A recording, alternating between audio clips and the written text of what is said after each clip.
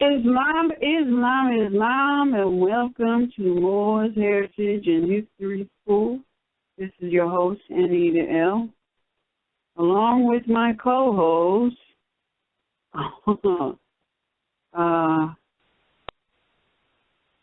Ms. Raheem Aleph L. Islam, peace and love. Can you hear me? Yes, I can hear you. Can you hear me? All right. Yes, I can, and I'm glad to be here with you. Oh, man, the electricity is high. I feel it in the air. It's really high, and glad to be here, fam. That's just what it is. Yes, yes. And we have Cujo Adwa L. Islam, peace and love. Islam. Peace and love. No. All right, wait a minute. I'm trying to find Roz. I know she's here somewhere. Oh, geez, I thought I saw her number. Oh. There she is. Man. There she is. There she is. Miss America. Miss America. Naturalistic blowing in the air. You know what? I'm glad you mentioned that. Yeah, right. Because I had forgot to press 1, so when I heard you were searching, I was like, oh, let me hurry up, press 1. And I hear Cujo on the line. What's up, Cujo? Islam. Yes. Islam, I got your message, man. I got your message. We're going to be going into some things. You all Yeah. Huh? You already know. They can run, but they can't hide. No, I already know. Yeah. We're going to be No hide. Let's get questions out of the way so we can go in today. One big shout out to our internet listeners. Big shout out to our family from media listening over in Great Britain, Islam, family over in South Africa, Japan, the Netherlands. Let's see, did I forget anybody? Japan, Great Britain, the Netherlands, South Africa, Mexico, Brazil, Venezuela, Cuba, and to family we have yet to connect with. Islam. Thank you for joining us. And Philippines. And what? And the Philippines. We got a more out there. We got some contact. From a more in the Philippines. The Moros. The Moros is home. Yeah. The Moros. Yeah. Yeah. All right. Islam to the Moors over near the Philippines Corporation. Peace and love. Thank you so much for joining and listening.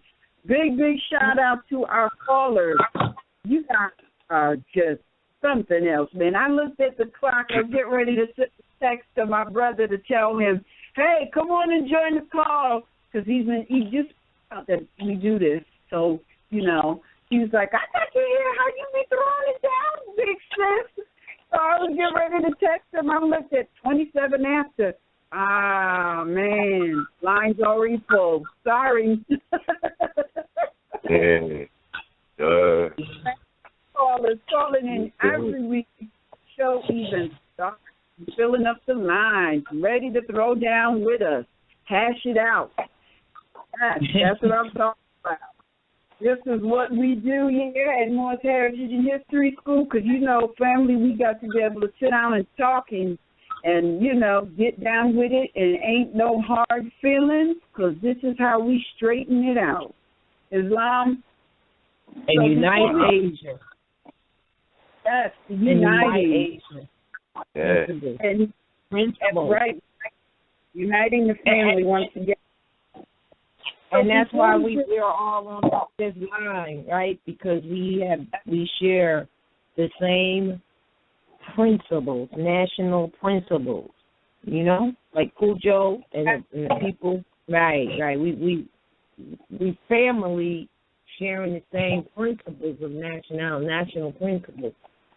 But anyway, let's move on so we can bring in home.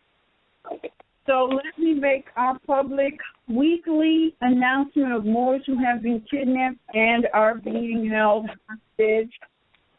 for a demand of income. These are Moors that have been kidnapped literally off the street, and they're being held by employees of these corporations disguised as government, going by the name of county, city, town, township, boroughs. If you don't believe me, look it up. Look up county, city, town, township, borough, as we have in our studies here, and you will find that they are nothing more than corporations. So what we do is we make a public announcement of the people, flesh and blood beings, who are being held by these corporations for income. And we also, if we have the county corporation, we list it. If we don't, it's just under the purview of whatever union state.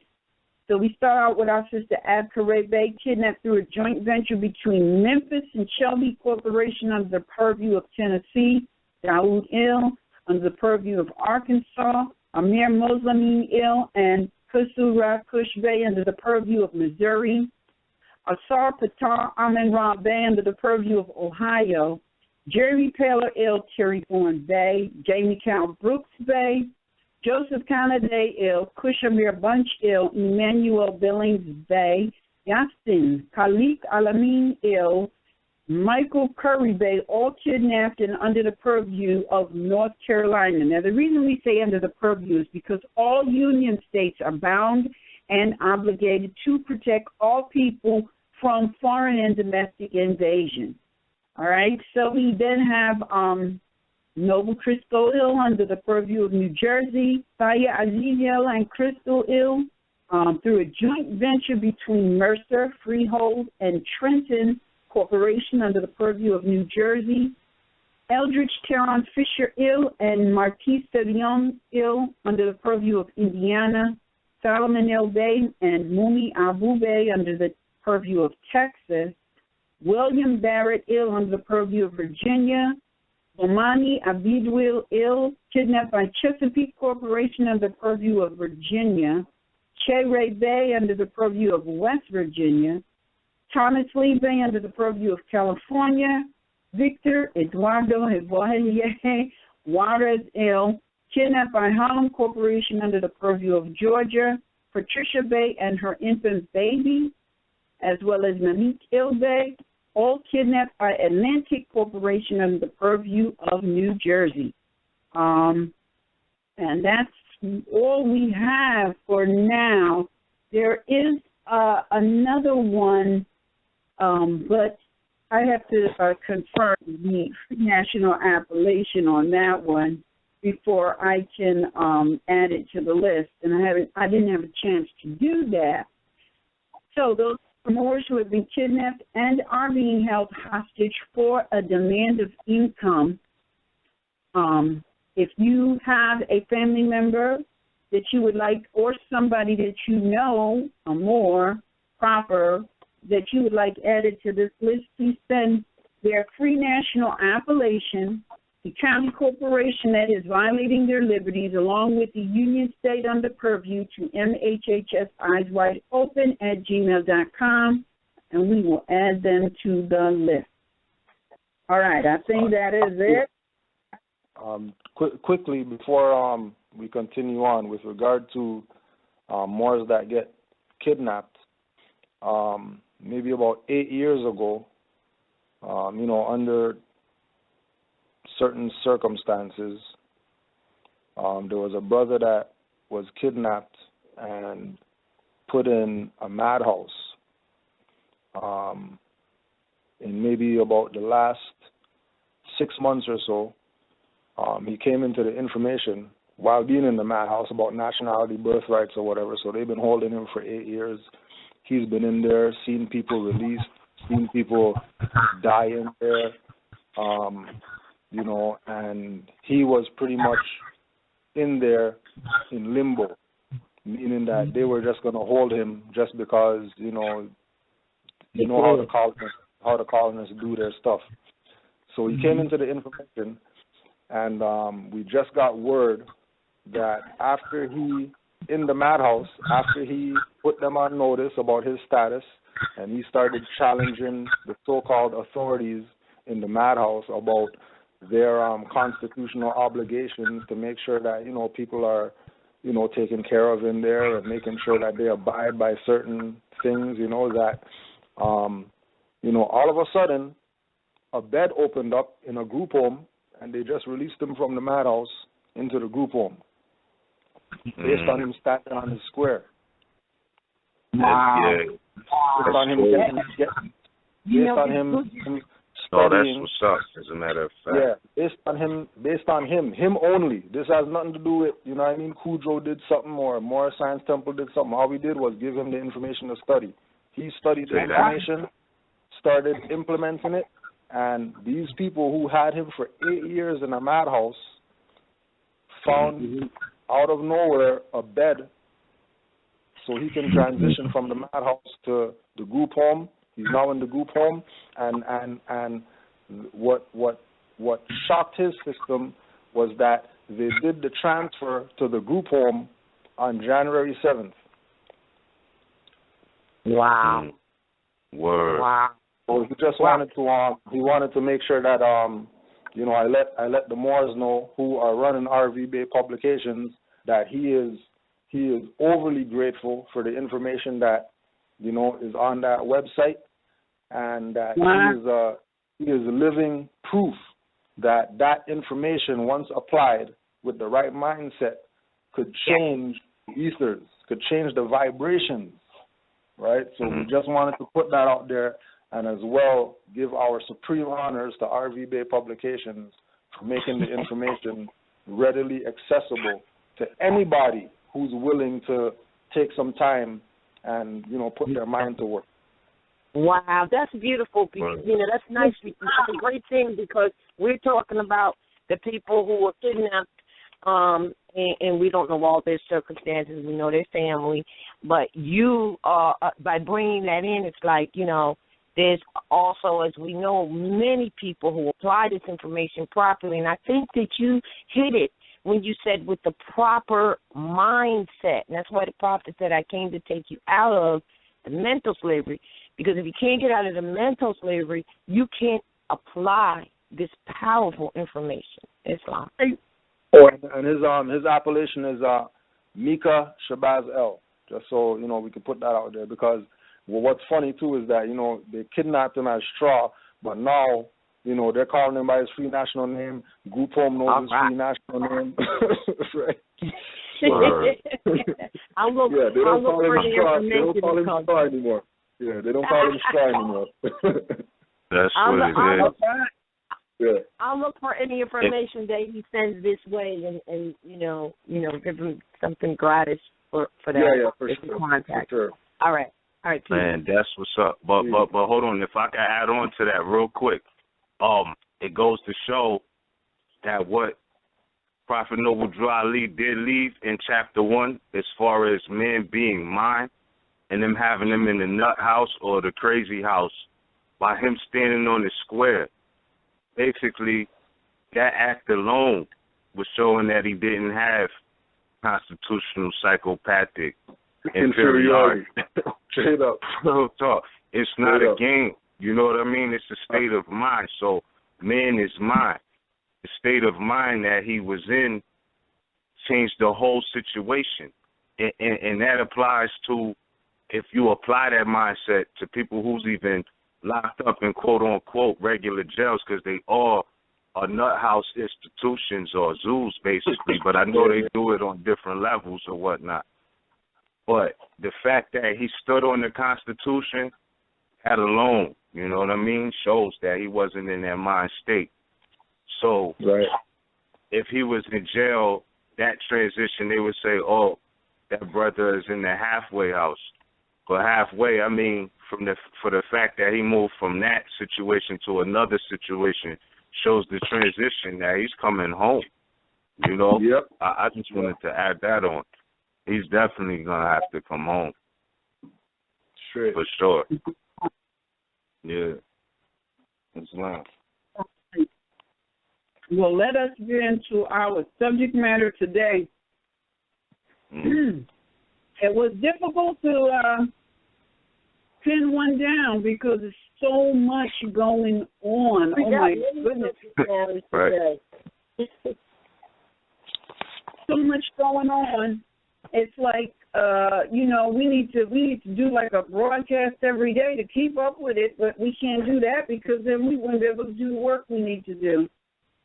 But it's so much going on. A lot of interesting stuff going on. And you can feel it in the air. Something is up. So, but anyway. Yeah. Naturalistic. Well, we didn't say what we were going to discuss first. Should we go into clearing up this matter? Well, yeah, I'm going to segue into that. Okay. You know, the prophet said, be careful. Some of your own wearing turbans and fezzes will put you back in slavery. And, we can't say enough. It is for this reason, Prophet Noble Ali said very strongly, study, or I should say suggested that you study.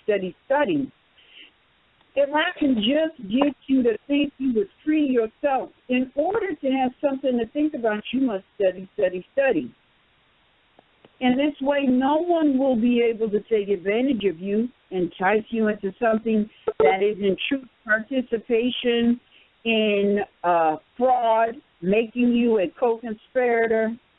In order to no longer participate in your own enslavement, you must study so that you can free yourself from the mental slavery imposed on us. Wake up, you sleepy-headed Moors. Boy, if ever my people suffer for a lack of knowledge, it's today. We don't care who it is that's giving you the information. You have an obligation to do the proper studies and check. And if you don't, is that me with feedback?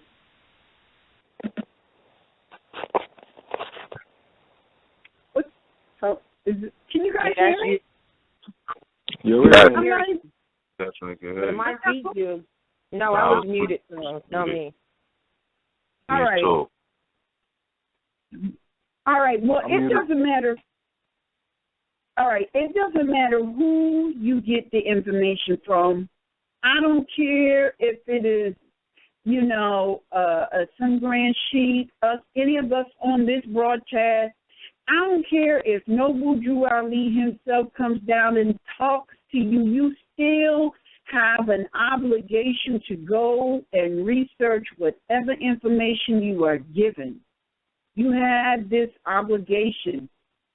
And if you don't do that, people can fleece you of those Federal Reserve notes, i.e. your energy.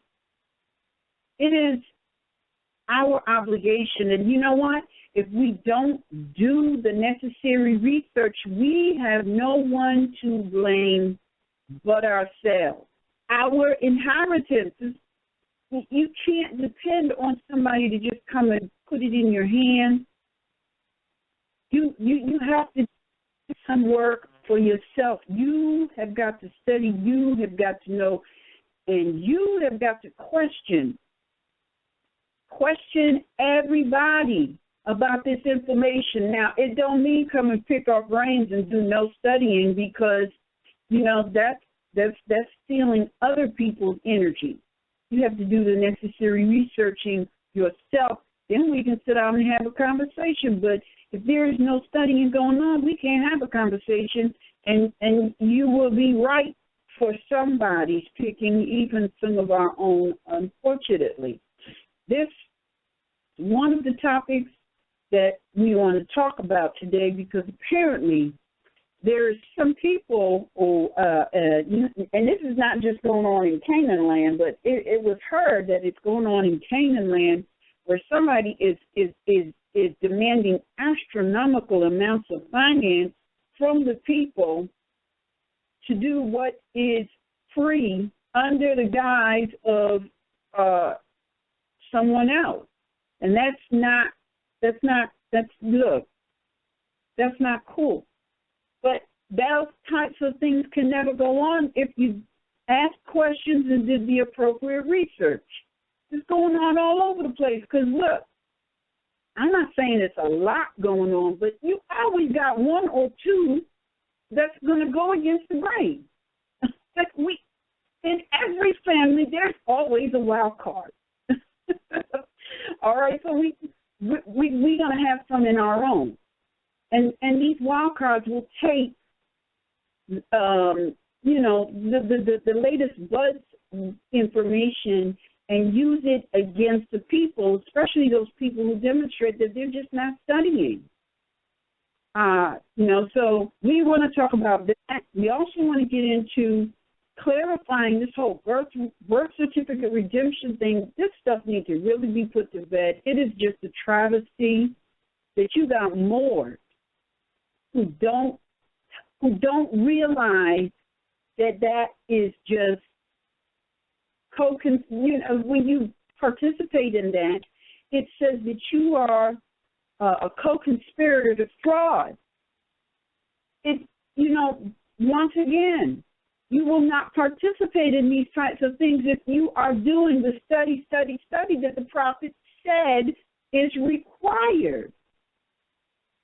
So with that, for now, I will yield the floor because I know Rouse really wanted to get into something on this particular topic in terms of, and as well as Cujo and Liz, and I will pick back up later with the whole birthright redemption thing because I was on Facebook putting up the syllabus, and I saw this conversation, and I know about this birthright redemption thing because that stuff is not new. My Europeans was trying to pull that back in 2008. It didn't work then for them, so they threw that crap in the trash. And it's like we got more going into the trash and taking that stuff out and trying to pawn it off on their family, which, it wouldn't happen. It wouldn't fly if we would just do a little bit of studying. So, with that, I'm going to yield the floor, and I'll come back later. Well, I know Cujo has a lot to say, but I think that let me just put it out here.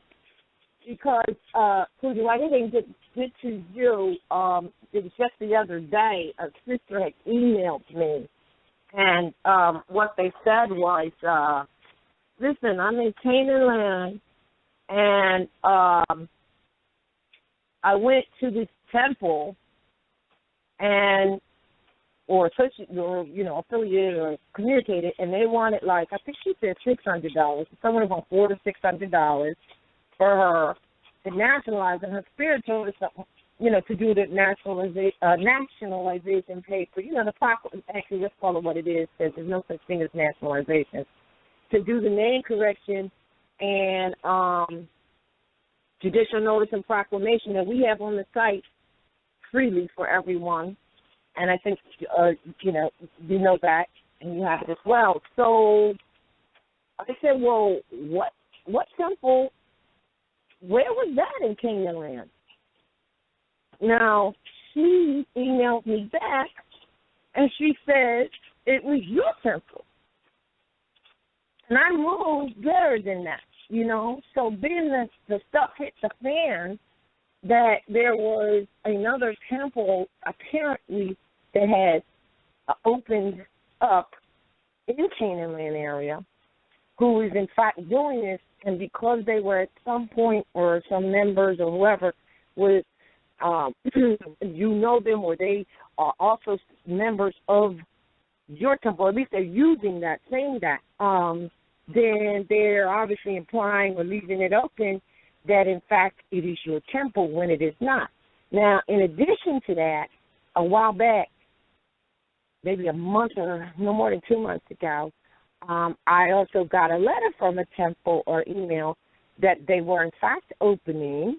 And I think in that letter, it did mention, we're opening up a temple in Chicago, I believe, some temple in Chicago is supporting them, chartering them, or whatever. So whenever I hear that they're being chartered by something in Chicago, if it's not the right one, already know that there's something else going on. But they said, yeah, but we're still members of Cujo's temple, or Grand Sheik Cujo's temple. And so I was supposed to get back to them. I wrote the letter, and I just didn't finish editing it back. It was very short. And basically, in the synopsis, it was to say, well, if you're in Canaan land, and then I found out they're not really far from where you are or whatever, and you're telling me that you're still a member of Cujo's, why don't you just continue to do this work that you're doing in line with, in concert with the temple that's already there? Like, I didn't, that was to be my response, because they wanted to make an association with us in terms of with Harvey Bay Publications, in terms of the Allodial American National Identification Card, which of course covers Canaan land as well. And I want to say this, that the Regency, or the area in which we like to deal with, the area of Canaan land, we would like to deal with the concentrated, because this is what coming together and keeping things organized is about. And because of the barriers, or supposed barriers, in terms of mailing, in terms of pulling things together, we consider the temple there, Cujo's temple, as a regent that we deal with. So anyone in Canaan, we would like for them to just come through there and deal with Amari, which is the assistant there, and then we bulk everything back to that temple. And when that doesn't happen, it gets chaotic. So we have already decided that that's how we want to do it, to make it easier for everyone. And what's the problem? If we're all family under one principle, that is just, it doesn't mean that they have to necessarily be a member of the temple, but they have to come, and that we don't deal with that, but they have to come through that. We would prefer them to come through that so that we can keep everything in line and do our family business better, So I wanted to say that. So, long and short, apparently this temple that started had some other agenda with family that has not the same principles that we share. When I say we share, I mean RV Bay Publications, our family here, along with the family in Canaan land, and Grand Sheik Cujo's, the temple there, Amari, and all of those that are associated there. We share a certain principle. That's why we vibe like we do, because we're on the same principles of nationality. And in fact, that's what this show is called, Principles of Nationality. And therefore, we are family. And so, in keeping things in order, this is the best way to do it. So apparently, there's some other agenda no one knows about, and I'm sure those people who are doing this feel like they're right and exact. But as I said, I'm not. Like, if you're still dealing with and associating with and claiming and implying that you're still a member of this particular temple, well, why not continue to work and expand the work that's there? Because clearly now it is that must not have been the intent, because I know that Cujo doesn't charge 400 or 600 notes, Federal Reserve notes, for any type of papers or involvement or whatever like that. And of course, Cujo can speak on that himself. But if this is what this was building to, this is how we are disorganized. We have other agendas. We would like to ride off the back of other things that we are not truly connected with in principle. Because remember, it's the 5 principles: love, truth, peace, freedom, and justice. They're principles. The principles of nationality, the principles and protocols of law and affecting it. Those principles are not old. Those principles are not new. They're old principles. They're the old ancient principles of civilization and civilization principles. That is what we have to embrace, all of us, to doing this work and being involved and bringing ourselves back linking ourselves back to the family of nations. This is what we have to do. So I don't know all the other details involved, but it looks like to me that it is very, like, say if someone wanted to start something, fine, but to say, yeah, well, they'll probably say, well, we never said we were inclusive, but I got the email right here. And when it came, then you called the next day, which was today or yesterday, and I knew that all of it came to a head at one time because, see, we are in a times now where everything is coming to what it is. Nobody's hiding. That's the modern Europeans, the corporations, the people run it, and even us more. We all have to be, what we're doing is clear. So this is very disturbing to say that they're doing it. It's coming from your temple. So I know you must. I just wanted to make that clear about about what I know as far as what is going on. And I guess, Cujo, you might have more to add to that. I'm sure. Islam.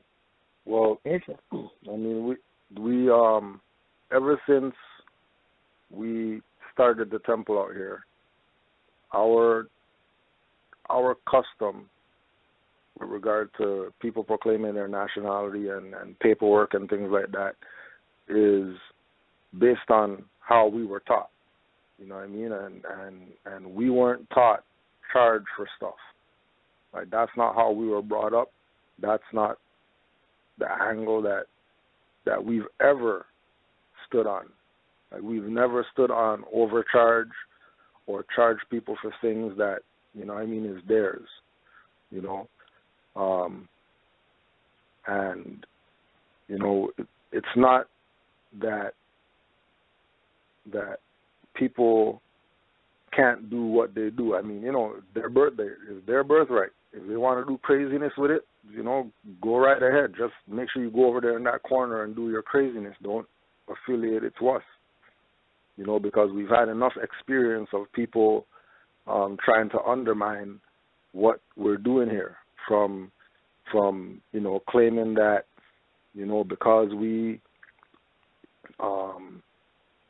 teach in our temple from a basic level that, we're running church and all that stuff, we're not active like we're supposed to be active because, to them, they don't see things happening that should be happening as far as Moors are concerned. And, we've always taught from the perspective of damage control. We're not trying to give people any information to make them go out there, do craziness, and then get caught up in something and then, coming and blaming us that it's us that did it when it was really their incompetence that got them caught up in stuff that they got caught up in. Because of for the same reason of lack of study. We say study, and people think, nah, I'm just gonna look over this guy's shoulder and copy off his work, or I'm not gonna spend my $100 to get a law dictionary, so I have one in my own possession. I'm gonna come to the temple and borrow the one from the temple and hold that for 5 weeks instead of just getting their own stuff. When it comes to charging, putting a dollar value on things relative to Noble Drew Ali and Moorish Science Temple, that's coming from the mindset of people looking at what so-called bar associates do. Well, they say $50 an hour, so because we have the information too, we can say $50 an hour, or we can say $100 because I sat with you for 5 hours, so that's $100 an hour, and then we can say consultation and quote unquote it as donation. So that means that, we're not really charging because that person gave it up. And then the people who are giving it up are speaking from that perspective that, well, you know, well, it wasn't really that they charged me. It was just that, you know, I gave them a donation. Well, if it's a donation, why come it's not coming to the temple? Mm-hmm. If it's a donation, it shouldn't be going to that individual if it's a donation, because, you know, as a temple, we're a non-profit religious corporation that could accept donations. So mm-hmm. why would that individual who claims that they're doing work of Noble Drew Ali, doing work of Morris Science Temple, pocket the money? Right. That's a donation. Right. It's not even. It doesn't even equate to right actions. If somebody's gonna say, "Here's a donation," and then that individual is gonna take the donation and put it in their pocket, like when we have Sunday class and somebody says, "Yo, Kudro, thanks for class today. Here's a 20." I don't touch any finance. Like I tell those people, don't give me any finance. If you're giving a donation, give it to Amari. He handles the finance. I don't touch finance. There's no need for me to touch finance. I'm not in here to get finance. You know what I mean? If I'm gonna get paid to teach, then I'm gonna go do a lecture somewhere. I'm gonna bring some DVDs and sell them, and then that's how I get paid. I have 5 books. I'm bringing some copies of my books that I wrote, that I compiled, that I did whatever with for myself. I use my time to do that, so I can sell that stuff. Well, I'm not going to be talking about, you know what I mean, taking finance because I did a class for 2 hours. You know what I mean? There might be other Moors that do that. There might be other grand chiefs and temples and stuff like that, you know, 50 people come to them and say, "Here's a 20," and they pocket the money, but I don't touch finance. Why? Because I've already had people try to come at me to say that I'm going in the pot and taking stuff and all that. I got a job that I go to, then I get a paycheck. I don't need to be hustling these people. You know what I mean? You know, like I get paid well for what I do outside of Morris Science Temple because I have certain skills. So I don't need to hustle people to live off of them. And, you know, from a spiritual perspective, I can't have that on my conscience. You know what I mean? So I refuse finance. Do you also, and I think they maybe you don't mention that, we've heard also that some grand chiefs are charging people $100 just to sign these judicial notices and proclamations. Yeah, well, you know, that's part of the you know, that's part of the hustle, because the word is getting out that nationality is free, right? The word is getting out that, well, you can't pay for these things. So the idea is, well, bring the papers, you print them out yourself, but you pay us and we'll be your witnesses. Wow. Whether there's a seal on it or not, I don't know. But from what I understand, that's what the new hustle is. As far as Canaan land is concerned, I'm not sure if this is across the board with Moors that are, you know, doing the charge people for stuff, right? But I know that they're going on the angle of people are paying to get signatures, right? Wow. Because, you know, you like, okay, let me back up to the jurisdiction that we're talking about is area where Brother Amari used to live. So the theme that we go on is, well, if there's Moors that are, let's say they're 45 minutes to an hour away from the temple, right? And them coming to the temple is kind of out of their way. Well, wherever you are, set up something there and streamline what we do where you're at. Exactly. That's what I was talking about. Right. That's what should be happening, but that's not what's happening. They're doing their own thing on the same time when we have class, which is what first brought the red flags. Because we're like, well, I mean, if you're doing something, why are you doing it on the same day that we're doing stuff? And then on top of doing it on the same day that we're doing stuff, you're not even streamlining what we're doing. You're doing your own thing. But Kuzo, but they're saying that they're still a member and associated with you, and I don't understand that. I understand what you're saying. Expand what's already going on then. Yeah, well, you know, again, it comes back to the same thing of you know, with them coming to you saying, well, you know, we got a card from you because, you know, we're in a different jurisdiction, so it makes it easier for us to get the whatever.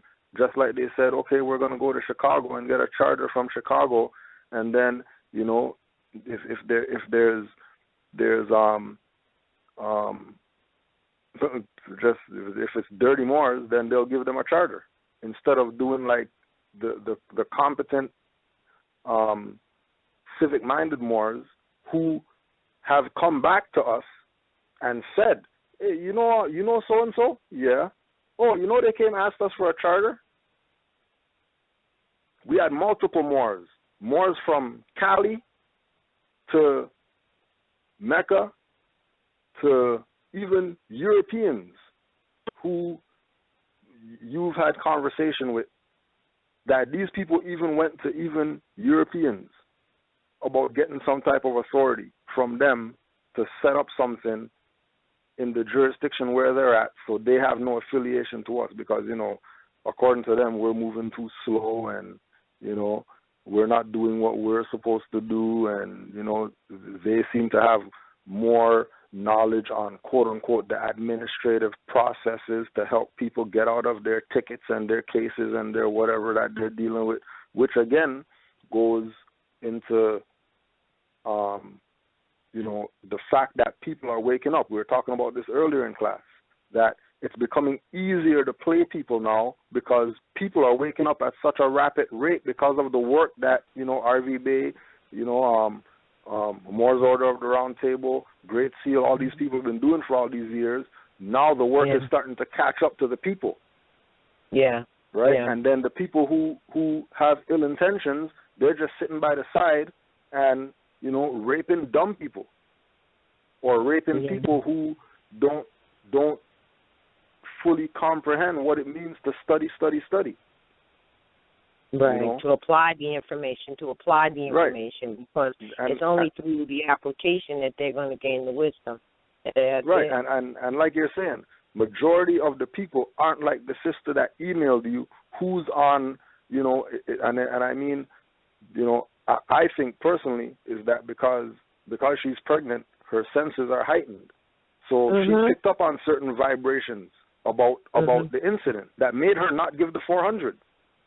You know what I mean? Like certain vibrations just didn't sit with her, so she didn't give the 400. But then she has people in her family that gave the 400, and then she's telling them that, you know, that this is free and whatever, and they're cussing her out and stuff like that, talking about she's in error for not paying.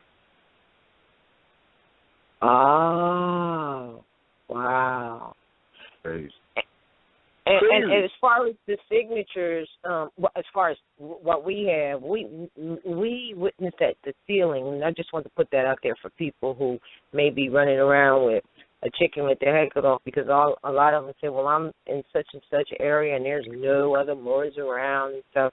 You know, to pay 100 notes or whatever it is they're asking to sign is just disgusting. So you're right. This sister, and I'm going to look at the email. I thought she said it was more than that altogether, but I'm not sure. Maybe she was adding some other stuff, but I think it is.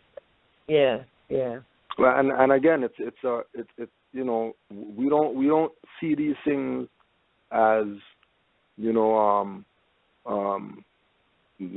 negatives on the movement or what we're doing, because you know that's its own entity. That has nothing to do with what we do. That's separate individuals doing their own whatever it is that they do, right? Whether they say they're affiliated or whatever like that. But believe me, if shit goes down and some colonizer is calling the temple to verify, is so-and-so or whatever, if they don't got any paperwork in, we don't know them. If they don't have a membership form in, we don't know who they are. And they're on their own. So it's a lesson. It's a lesson for people to, you know, keep from getting played. Take serious note of these things that we're presenting. When you hear Moors talk about, you know, they have information that they can give you, but, you know, there's a consultation fee and stuff like that, they're playing you. They're playing you. Because any information that anybody out there has that says that they're Moors, 99% of the time, they got it from Great Seal, Moors Order of the Round Table, or RV Bay Publications. 99% of the time, they got it from there, and they're trying to sell it back to you. Right. Just like we're saying, they have people downloading the judicial proclamation papers, and then they're going to sell their signatures onto those documents to ignorant people who have a court case, or who have some taxes thing that they're dealing with, or who just got a ticket. And instead of these people go study, they wanna pass go and collect $200. You know, when that's not what this is. This doesn't work like that. If you think that somebody signing some paper for you is going to get you off of whatever BS that you got yourself into as Negro black colored, or thinking like Negro black colored or whatever, you're probably digging yourself a deeper hole that you're going to have a hell of a time getting out of when you realize that the person that you paid that $200, $400, $17,000 to leaves you out to dry when the goes down. Sure. Because they will take your fiat and leave you out to dry, guaranteed. Don't think that you're going to be, you know, kidnapped and you're going to be able to call them and get them on the phone and stuff like that. That ain't going down. But that's what a lot of people think anyway, and the only thing that's really going to do that is for them to study all of the information, and also the people around them to be up on it as well, to know what the protocols are, and that requires the study. But a lot of people, like you said, that European mindset, I'm going to call it corporation mindset, is what they come into this with, thinking someone's going to do this and do that for them instead of studying so that they can know, not just know the facts and the knowledge, but to have the spiritual position to be able to deal with their particular affairs, such as you described with the brother who just came out of the quote unquote nut house. You know what I mean? They can't lack that either.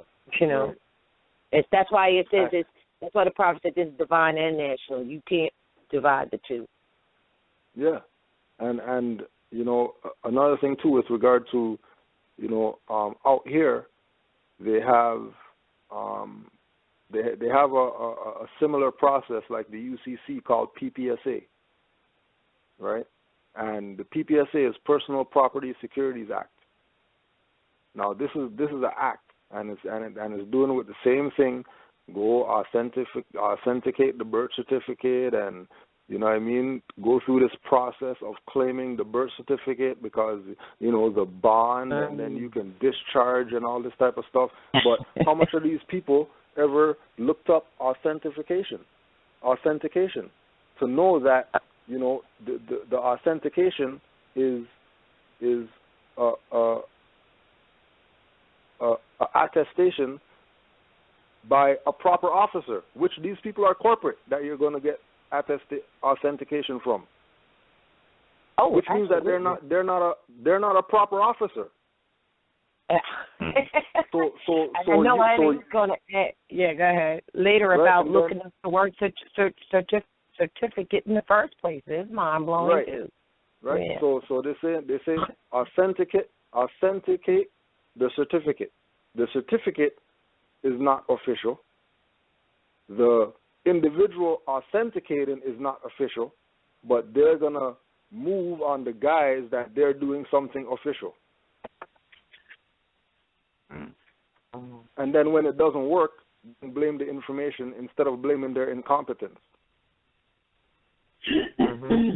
And again, we're putting it out there. Could somebody, please, anybody who has done this birth certificate, redemption, whatever, and discharge something, please put the stuff on the record. Present the discharge. Like, let me see the discharge so I can say, okay, this is legit. Just like, you know, somebody's gonna write a writ, and, you know, the so-called jurisdiction that claims to have the deed of trust is going to discharge the debt because, you know, what are they going to do? They're getting challenged. Show me the deed of trust. What are they going to do? Not show it and still tell you pay a mortgage? No, they're going to discharge it. And then they're going to send a letter saying that, okay, sorry, you know what I mean, you don't have any debt with us anymore.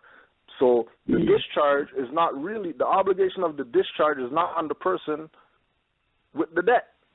That's right. That's right. The obligation to discharge is on the individual who created the debt. That's right. So That's how right. are you going to say that you authenticated and you have the account that's bottomless, but you're not the creator of the debt? Like, right. People are contradicting everything that they do. Paperwork that they sign, contradicting it. Exactly. You know, filing whatever, they're contradicting. Everything that they're doing is a contradiction. And just like Sister Ross said, this is divine before it's national. So if you think that something's not coming back around to you for your incompetence doing national things, it's going to come back around to you. And when it hits you, it's going to be worse than if you would have just chilled and studied and dealt with the fact that, you know, as Negro black colored, you got yourself in something, so you're going to have to get yourself out of what you got yourself into.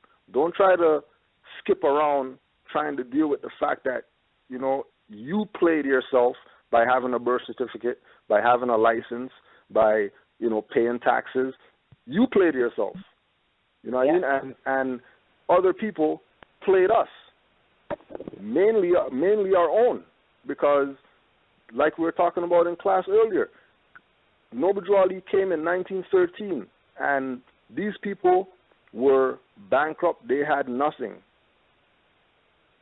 By the time he left the scene, all of a sudden, they got credit. They got new deals and stuff like that, and then people are going with them in their fraud of their new deal. Like that's legitimate. James Trafficant came out, told these people about the fraud, they kill him, and then nobody's not talking about James Trafficant no more all of a sudden. All of a sudden, nobody doesn't mention him. Nobody's not bringing up his congressional record stuff with him shitting on the IRS and all these people about their fraud that they're running. That's right. You know? So there's a big game going on. And again, you know, honors to the Moors that you know, are putting the information out so that the people could come back to their senses. So the people could start being spirit men and women again instead of being docile sheep. Because it's going to come to the time where it's only spirit men and women around here. And anybody else, you know, they're going to get whatever they get. You know. But I'm going to yield because I know Ms. probably has something to throw in there. Yeah, man. Oh, man. It was a lot you just covered. I know you had to get that off your chest. And I definitely, to a degree, understand exactly how you feel. You know what I mean? Whereas people were accusing you of an act that, you know, it wasn't really you, just certain things going on around and whatnot. But, you know, I don't know, man. You basically nailed that on the head. For the most part, I just was on the note of what you said about the birth certificate and people trying to redeem that, et cetera, et cetera. You put it well put, you know, and to me, it correlates with why we need to know ourselves, you know, and our national status opposed to believing that the birth certificate had any type of value ab initio, you know. And I think that goes along with the liberal arts of reading, grammar, etc. So to me, what came to mind was the misconception of the perception that what these Europeans created in fraud had any value to begin with, or had any validity to begin with, opposed to just declaring your nationality and status. Also, I want to say, for those Moors who are putting in work and trying to progress the nation as far as those administrative processes of declaring your nationality or whatnot, I do believe in even yourself. Like, you have books, etc. You don't put your time into getting, you know, finance from that. It's just the aspect of, if you put in a certain work consistently, you should be compensated, but not overly compensated. Like, in contrast, the nationality and the name declaration, you know, as far as their process goes, 400 notes for that is super excessive. I have to give my opinion on that. And nobody we know of is charging that type of amount to do that or assist in that. I just want to say that first and foremost. But it also goes... Those papers have been on the site and still are for no charge to study, to read, or whatever. And then I just wanted to add, and then we, in uniformity, we said, all right, we'll seal them, not notarize them. Seal them, give a cover letter that's unified for people to use, and that small process is, 25 notes for 6 seals? So, you know, just to make a comparison. That's definitely not a rape, though. You know what I mean? That's just comp. I'm not going to speak on that. But the main thing is this, that, you know, people are paid, you know, 350 notes, 450 notes to file documents with Europeans and Moors who are scraping people too for that amount of finance. When you stressed it right, that all it really requires is study and learning from basically global affairs, you know, and recognizing that these Europeans are foreigners. So for me, this is something that resonated with me, and I'm going to share for the record from out the Institutes of International Law, because in correlating with what Noble Drew Ali said about study, also that he mentioned about light coming from the east and that we can learn something from there. And when you look at the definition of free white persons as far as all of these different aspects of identity, they mention Moors and mainly people in the east. So I wanted to correlate with this as far as that particular corporate document that they call a birth certificate, in contrast or in correlation with the recognition of I am who I say I am. All right. So this is from the Institutes of International Law, page 42, volume 1. It says, in the East, from the oldest times, an immiscible character has been kept up. Foreigners are not admitted into the general body and mass of the society of a nation. They continue sojourners and strangers as all their fathers were. This is not my words. This is from the Institutes of International Law, right? And I'm looking at it like, well, we already know, you know, that we have, as Aboriginal people, a connection in the East and West Hemisphere. So how is it that these foreigners, Europeans, you know, these are strangers? How does any document that they create or manifest in fraud gain any type of validity ab initio? That doesn't take power over the natural I am. So it says they continue sojourners and strangers as all their fathers were, not acquiring any national character. under the general sovereignty of the country and not trading under any recognized authority of their own country. They have been held to derive their present character from that of the association or factory under whose protection they live and carry on their trade. Now, I just want to put an emphasis on that last piece where it says that they are held to derive their present character from that of the association or factory. Flashback that these quote-unquote states and, provinces or whatnot, all of these are corporations. So this correlates with the factory, in the industry, the human trafficking factory industry, or even the fact that they started off as plantation corporations. How could they ever gain validity over anybody's identity? These are foreigners, aliens. So they only have protection, where for the purposes of carrying on their trade. But what is the trade? People say that they trade the birth certificate on the stock market, and that's what you have to fight. And they trade, different aspects in human trafficking, which is true, flesh, period. But the thing is, the key to remember is that they are corporations, and they never really had the standing to create a valid document on a natural being that had any validity. That's just what it is. So in correlation with that reference to foreigners from the East and only being recognized by association or the factory under whose protection they live and carry on their trade, it just correlates that these quote-unquote states, which are quasi-national domiciles, are really foreigners.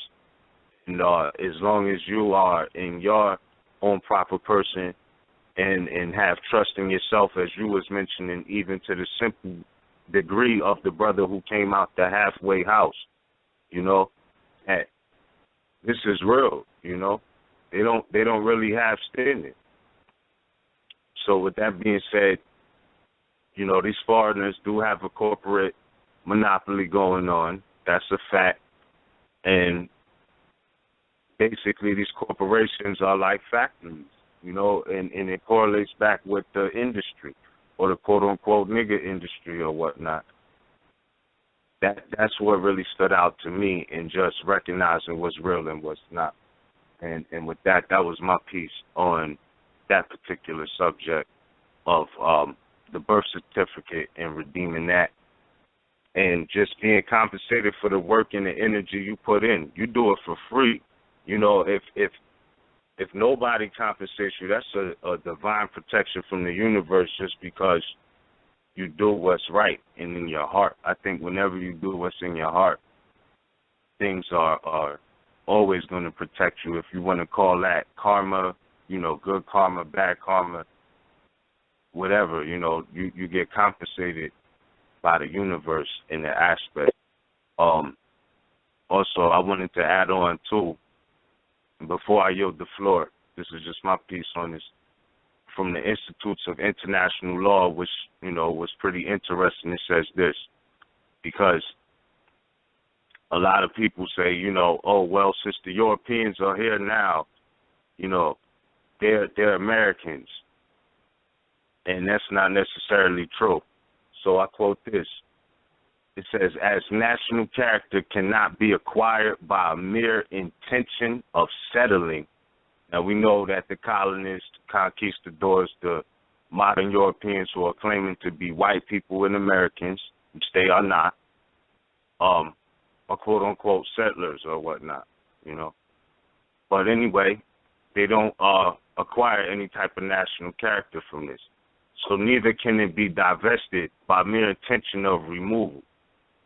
So national character can't be acquired by settling, nor can national character be acquired by intention of removal.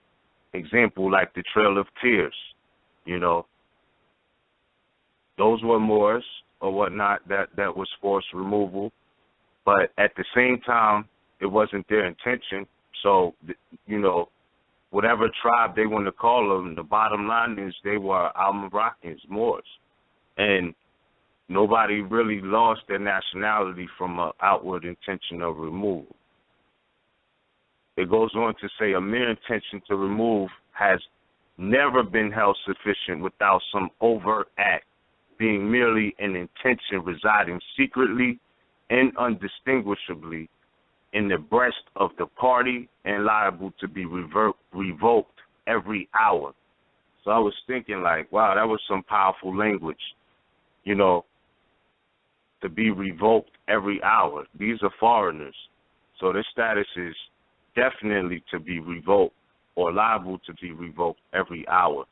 And with that being said, who else could do it except for the Aboriginal people? Now, I'm not inciting or saying anybody should or shouldn't, because like I said before, this is like an imperfect war we're in. But with that being said, if we take place, and you were saying this earlier, Ma Ana E, y'all was speaking about the breakfast fight. And I'm like correlating that with these people being liable to be revoked every hour. I mean, it's just a matter of more stepping up and just knowing the I am and being themselves. And like y'all stressed earlier, that can only come through study. And with that, I yield the floor. Islam. I just got to say one thing, because I really I got to say this. I really got what the breakfast fight meant when the prophet said, this is going to be a breakfast fight. And I'm like, wow, this is going to be over by breakfast. And I'm like, damn, what does he mean? As you study, you get what he meant. It means as soon as we all get it straight, get these principles right, just get it right, thing is over, because it's all really fraud and bust. And if we come together, like you said, this is uniting the base, right? We come together with these principles. Just the principles alone will set us straight. This thing will be over with. Not breakfast. That's all. I just wanted to add to that. Islam. And just to add again, like I said from the beginning, you know, there's particular Moors that when you're coming into this information, you should align yourself with, because not every Moor is your brother. That's why Joali warned you about them.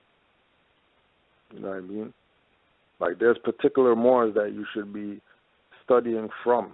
There are certain Moors books that you shouldn't be buying just because of the energy of those individuals. So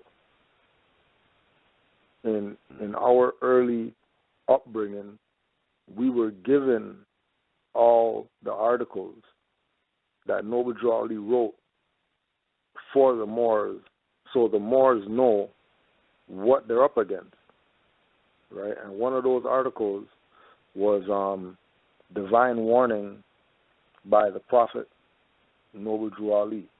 And this is not the divine warning for the nations. This is the divine warning temples, because, you know, there was so much dirt going on that, you know, he had to address things on multiple levels.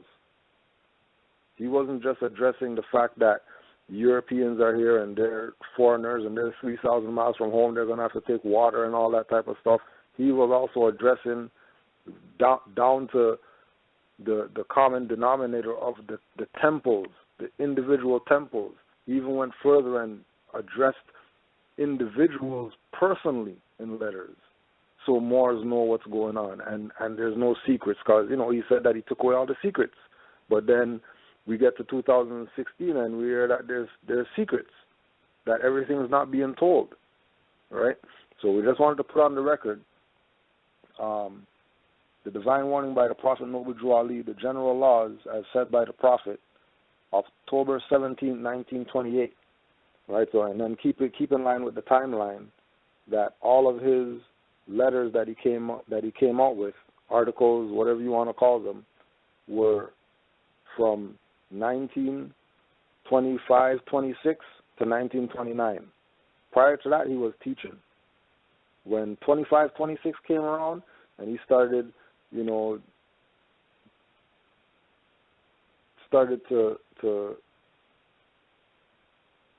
close the window on people who were trying to undermine this, you realize that it was in the last 4 years of his missionary work, before he left the earth plane, because, you know, all the work that he had to do was done. He no need to be here. He had bigger things to do on other realms, right? Every temple and head is to function by words, deeds, and actions imitating the prophet, especially when teaching a group of Moors, any group of Moors, right? So not just Moors in the temple, just Moors in general.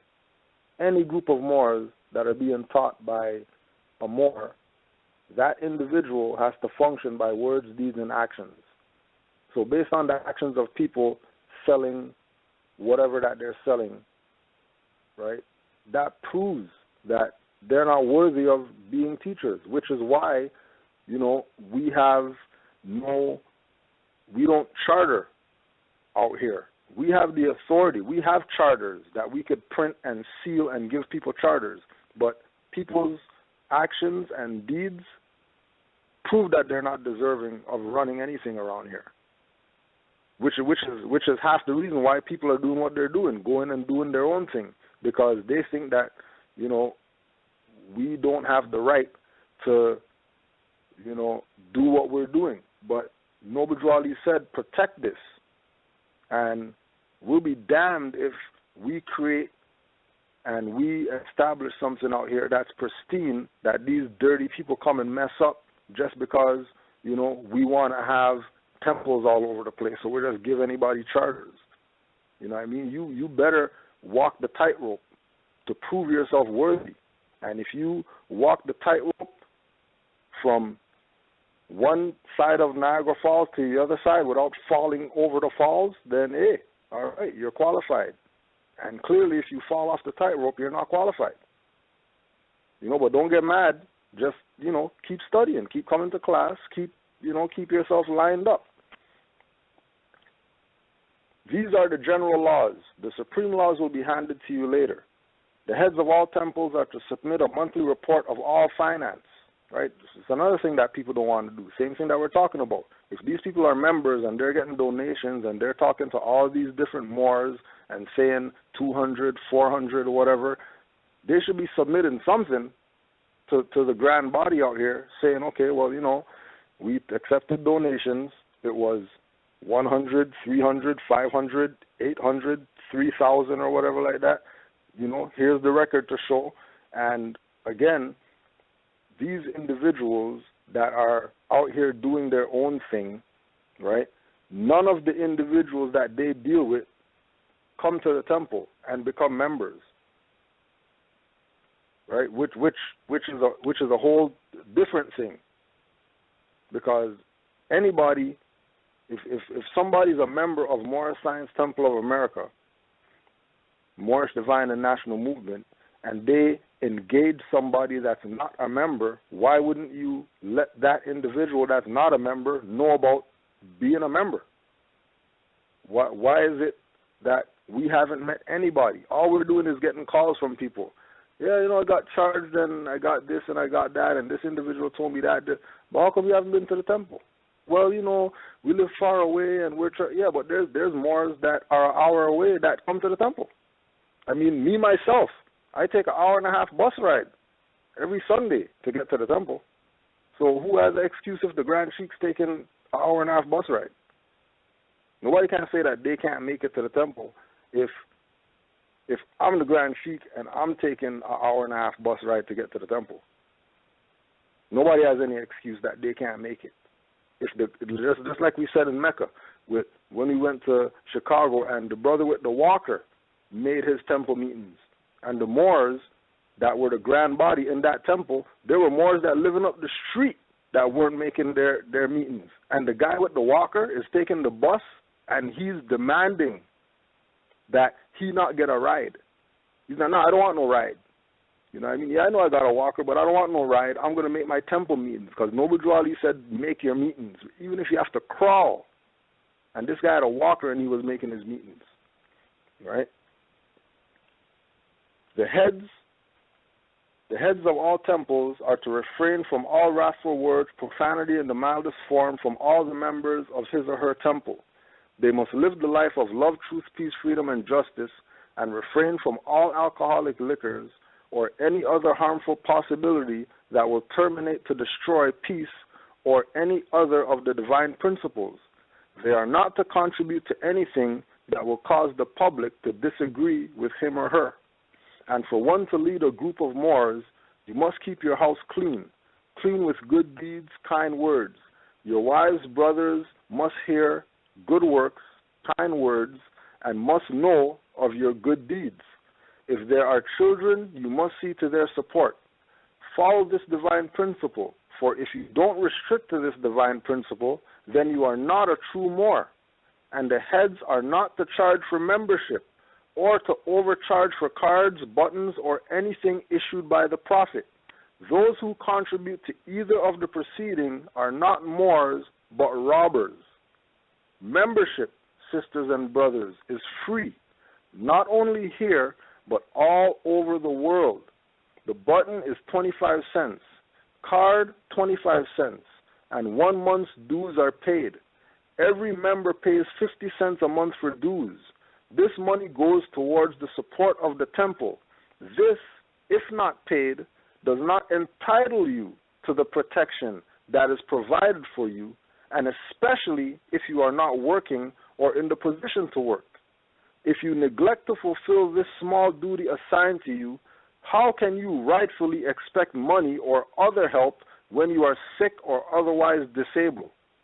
And to be a real Moorish leader, you must study the Quran and the divine constitution that is handed down unto you by I, the Prophet. The head of all temple may maintain an emergency fund, which cannot exceed the amount of from 25 cents to 50 cents a week per member. All public collections and dues also go to the support of the temple and its domestic work. Once again, all public collections, donations, and dues also go to the support of the temple and its domestic work. The head of every temple must, by law, obey the word of the Prophet.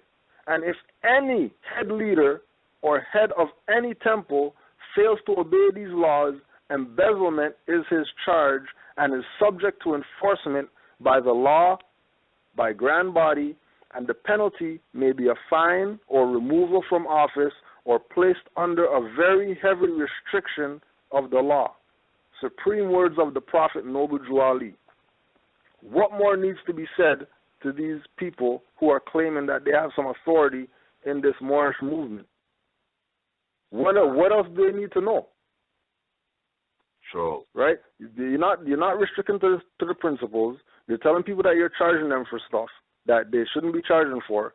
Things that's free, they're paying for. Right? You find me, right, a more science temple out there that is doing things the way that it's supposed to be done, and you will see that that temple has a body of Moors, members, whatever. They have outside support, they have inside support, they have support from different nations, right, that are assisting them in getting the work done in their jurisdiction to make sure that there's no such thing as people called Negro, Black, Colored in the jurisdiction where there's a Moorish Science temple. Right? Majority of Moorish Science temples have been corrupted and have violated all these things that Noble Drew Ali said that shouldn't be violated. Right? The only thing that I can say for myself as a Grand Sheik that I violated is the profanities. Because I tell people about their mom when they need to get told. I tell people, get the hell out of here. We took people's nationality card and cut them up and kicked them out the temple because of them violating things. And then they're going to go around and say that we're taking ownership of people's stuff, but not talk about what they violated. Okay. You know. So you know, and it's a thing where, you know, like, we try to be lenient. Me myself, I try to give people passes. There's times when, you know, Moors want to excommunicate people. And I'm the one that's saying, you know what, like, you know, we can't really do that with people's birthright. Like, you know what I mean? This is their birthright. We can't go down that road with people's birthright. Yeah, we can do something with their membership, but their birthright, that's theirs. For them to do whatever it is that they want, whether positive or negative. It matters not to me, because it's not falling back on me if they do negative. That's all on them, because it's their birthright to do what they want. You know what I mean? And sure. and it's getting to that place where, you know, we're going to be regulating people. You know, we haven't. We've been mad lenient with people, especially when it comes to things like dues and stuff like that. You know, it's like Assistant Grand Chief, Brother Omar Bey. He's always pissed off because, you know, he sees the email list. We got 100 people on the email list, but then when class time comes, 10 people in class. We got 100 people on the email list, but when dues time comes, 5 people are paying dues. When there's 100 people on the list that get emails every week saying, you know, pay your dues. It's only 25 notes. You're not killing nobody to pay $25 so that we can have something reasonable. If we have 100 people paying $25, right, we have enough finance that we can have a building if we want a building. But the people don't know what they have because they don't study. And then we have people, you know, all over the place, not in Canaan land. They got Moors. We have more Moors outside of Canaan land that are members of our temple than people in Canaan land. And then those people on the outside are paying their dues religiously. They're not even here. They can't even go to the temple. And they're paying their dues religiously. There's Moors in Germany that pay dues to the temple. Germany. They're not even here to come to class every Sunday. They don't even care that they can come to class or not. But they know that, you know what, these Moors are trying to do something. We're gonna support them and make sure that, you know what I mean, they can take care of what they have to take care of financially because of the fact that they got this list of 100 people. And, you know, if people aren't given, you know, it has to come from somewhere.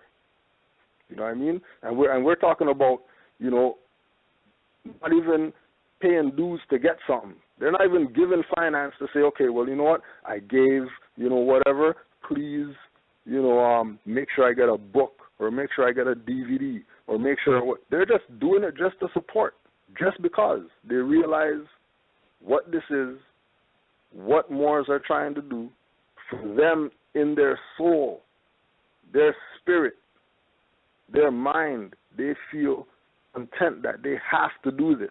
We're not asking them to do it. We're not making demands of them to do it. They're just doing it because they want to do it. And if we had more people in the Moorish movement with those kind of mindsets, we wouldn't be having classes like this. We'd be able to actually do some stuff, get some stuff done. But people don't know what they have because they still think that the Moorish movement is some little pocket of you know, fez-wearing people that, you know, are just trying to do something to liberate black people. That's not what this is. We are a nation. Drew Ali told us that. Drew Ali told us that he brought us everything it takes to save a nation. Brought us our name, nationality, and title to our vast estate. What do you want him to do? Kill you? What do you want? Word. Man brought everything to you. Everything. You don't need anything other than what Noble Drew Ali brought to you. You don't need nothing that Taj got. You don't need nothing that Raz got. You don't need what Kuzo got, Mizraim, Anaid, Abdullah, whoever else out there that you're looking at. You don't need nothing that none of them people got, because all those people got their stuff from the Prophet, and they studied. and added on to what Noble Drew Ali got. That's why they have the mindset that they have. That's why there's a RV Bay Publications, because what, they just felt like putting up a website? Nah, Noble Drew Ali said, you got to do this. Ain't nobody changing the literature other than the Moors who are changing the literature. Yeah, for because sure. There's an obligation that we have. What do you think? Why do you think there's a holy covenant of the Asiatic nations for us to be in unity? And then, you know, Moors don't even know what chapter that is, but then want to say that they're Moors. And then they're overcharging for stuff, and then they want to say that they're Moors. And then when you call them robbers, because Noble Drew Ali outlined who the robbers are, and now they want to get mad and want to catch feelings. Don't catch feelings after you rob people. You should be getting bats to the face. You're lucky that it's not back in the day when people get their door knocked. Because back in the day, we check people. We knock your door. You come violating some principles in the streets or whatever, your door gets knocked back in the day. And whoever answers is going to get something. We got something for them. Word. And just speaking on you, I know you got a lot on your chest, brother. I'm glad to hear you getting it off your chest, man, with all that's going on. I just wanted to add on, when you mentioned back in the day, in the time frame when you mentioned the letter that Noble Drew Ali left, and he was saying, you know, 50 cents for violating certain protocols, 25 cents, etc. To understand, you know, when you said after he left the scene and they started getting deals and all of this here, it's just, to me, it correlated with so many levels that we're lacking on now, too, and before you go back in. Because at that particular time, you know, 50 cents in silver, in real silver, all right, is worth more than any dollar bill right now. I'm talking about the true value of it. Is worth more than any so-called dollar bill right now. True 1/4 of real silver, because the Federal Reserve note is not anything of value. It's a note, you know. But I also wanted to correlate something with that time when you mentioned they got deals. And I'm going to yield real quick. The Moorish herbs that, and the Moorish oil that comes from, or was put down and the ingredients was laid up during the time Prophet Noble Drew Ali was here and whatnot. Like, during that whole 20s era, that prohibition era, I just wanted to correlate one thing, what you were saying. He had the herbs and things of that nature going, not to get too far off. I say that to say this, that prohibition era of the 1920s, they released that prohibition era in 1933, and the same year was the Depression. So I just wanted to add that on, that I think it was a correlation there as far as other things that was going on in the industrious Moors, you know, manifesting things that are useful in that same aspect. I don't know, but it just, all of these natural herbs that was coming, different oils and herbs and things of that nature, not to get off, but that time period, it was definitely going down. And it correlates and translates with how the Federal Reserve note really doesn't have a value. And that 25 cent, that 50 cent, at that time period of 1920 that would hit your pockets, man. You know, it wasn't light. So right. I just wanted to add that on. Yeah, people are lucky that we're not saying gold and silver for dues right now. You're lucky that you only have to pay fiat for dues. You complaining? You like what are you complaining about? And my fault, bro. You know. I just wanted to add on real quick before you go on. Like I just want to say this on that same note. The work that every Moor on this line has put in right now and in the past and are still gonna put in, I think that itself is more valuable than any Federal Reserve note figure you can come up with. And the fact that you're opening those doors to say, Moors, let's come meet here, you know, it definitely shouldn't be a complaint about the anything, or, you know, the dues or the tributes or whatever for that nature, because the work that you're doing, you know, that everybody is doing, the value of it, you know, is the main thing. Like the work that Noble Drew Ali did, the value of it is that it can't be monopolized. But when he said, look, if you violate 25, 50 cents, that's because the thing that you violated had value. It wasn't necessarily the 25, 50 cents. It was the intangible that had the value of the manifestation and the aspect. I just wanted to add that on and give props to you all on the line that, you know, for somebody from Germany to even say, I want to give what I can, it goes to show that it's a value in it. It's not a worthless thing. And it's not to say it's to be monopolized, but this has value. When anybody is bringing truth, it's a certain value that's to it, and it doesn't have anything to do with monopoly notes. You know what I'm saying? I could just say, hey, look, I want to donate, you know, 7 gallons of alkaline water or whatnot, just because, you know, it's better than the garbage that's coming out the sink. You know what I mean? It's more value. So I just wanted to add that aspect on too, that it's not the notes that's the value, but the abuse of the access of asking for 400, 600 for that process, that's definitely a scrape. It's definitely a scrape. And again, the Prophet put it out there. Those that subscribe to certain things are not Moors, they're robbers. Mm-hmm. And, you know, if you do your research on the robber barons.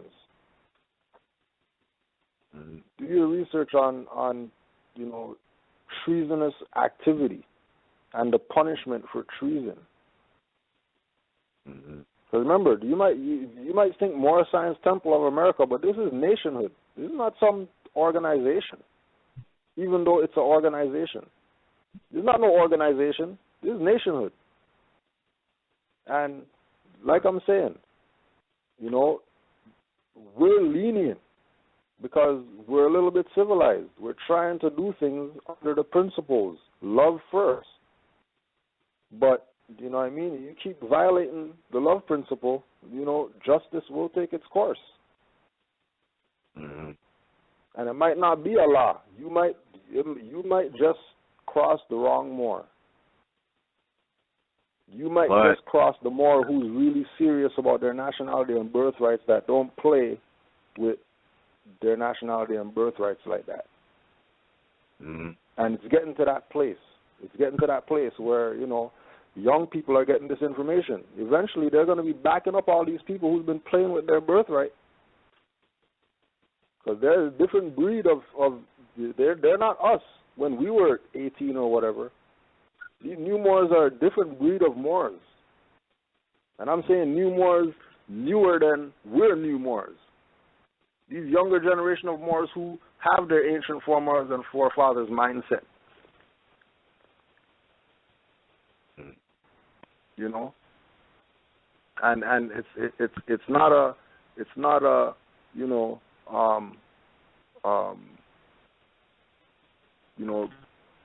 beating the dead horse. It's letting people really hear from people that have these titles of this institution say certain things that need to be said so people know what's going on. So people know what they're up against. When you say that you're Moor, know that there's people that are still trying to undermine this. There's people still trying to give this thing a black eye, swell the face of this. So it appears ugly to you. So you want nothing to do with this. When you should want everything to do with this, even if it's corrupted, you should still want to be part of this. because Allah guides this. You know, Cujo or whoever guides this. Allah guides this. And Drew Ali set the standard of you know, how it's supposed to be demonstrated. And if it's not demonstrated on the principles first, love, truth, peace, freedom, and justice, don't even worry about whether you pay dues or not, because you're going to get whatever you're supposed to get. And which is why we're still doing what it is that we do, because Allah's guiding this. This has nothing to do with us. We're just, you know, normal soldiers just doing what it is that we're supposed to do, which is defend the Prophet, defend the movement, and make sure that this word of this, you know what I mean, this great message, you know what I mean, of uplifting fallen humanity and the principles of love and learning to love instead of hate. Trust me, there's people that I can hate based on how they deal with me personally. Since I came out here and said that I'm Grand Sheik, there's people I can hate, and you know what I mean, do my best. That's why I have a body of Moors around me. So I'm not the one that, you know, has to take the brunt. There's certain Moors that are going to step up, and they'll swing the scimitar, just so that it's not falling on Grand Sheik. Know that. You know what I mean?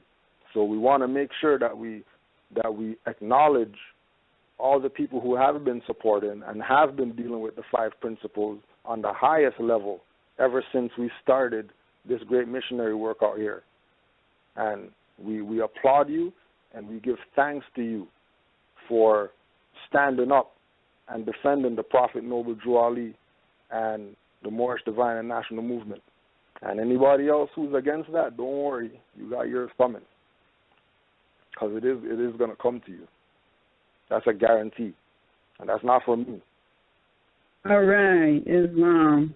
Well, we have 19 minutes left to the live internet feed. What that means is at 11:30, the internet feed is going to go down. So if you can, call 347-945-5899. If you cannot get in, wait until 12:30. And after 12:30, you can download the archive and listen to the last hour. What I want to do now, I had a lot more that I wanted to say, but I know last week we had a lot of people, we weren't able to get to their questions. So we got an hour and 18 minutes now, and so what I would like to do is start taking callers. If you have a question or a comment, please press 1 on your telephone down, and you will go in the queue, and we'll take the calls in order as we receive them. So I thought you were going to discuss something about the birth certificate, or did you already do that, I guess? No, I didn't, but, well, real quick, because I think what we're going to have to do is to do like another show where we're talking. Yeah, you're right. It's worthy of that.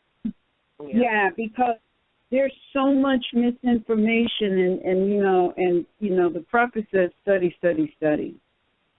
And there is a huge, enormous reason why he said to study, because, the reason he's called a prophet is because he had the ability to see what was coming way in the future. And even though, it's been, 100 years, still, the things that he said still are moving into the future, possibly for another 100 years. Because, I absolutely believe, I absolutely know that, we are going to be a free people, free land once again very soon.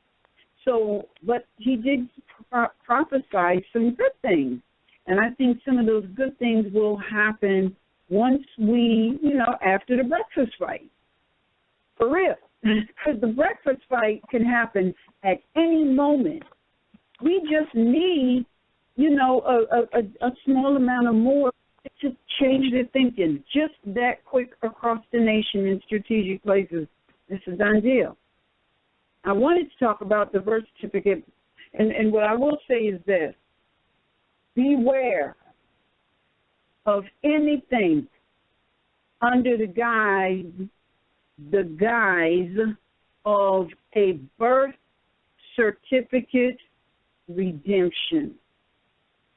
Be very wary, because if I would say if you were born on this continent, you have a birth certificate. I'm going to ask everyone, if you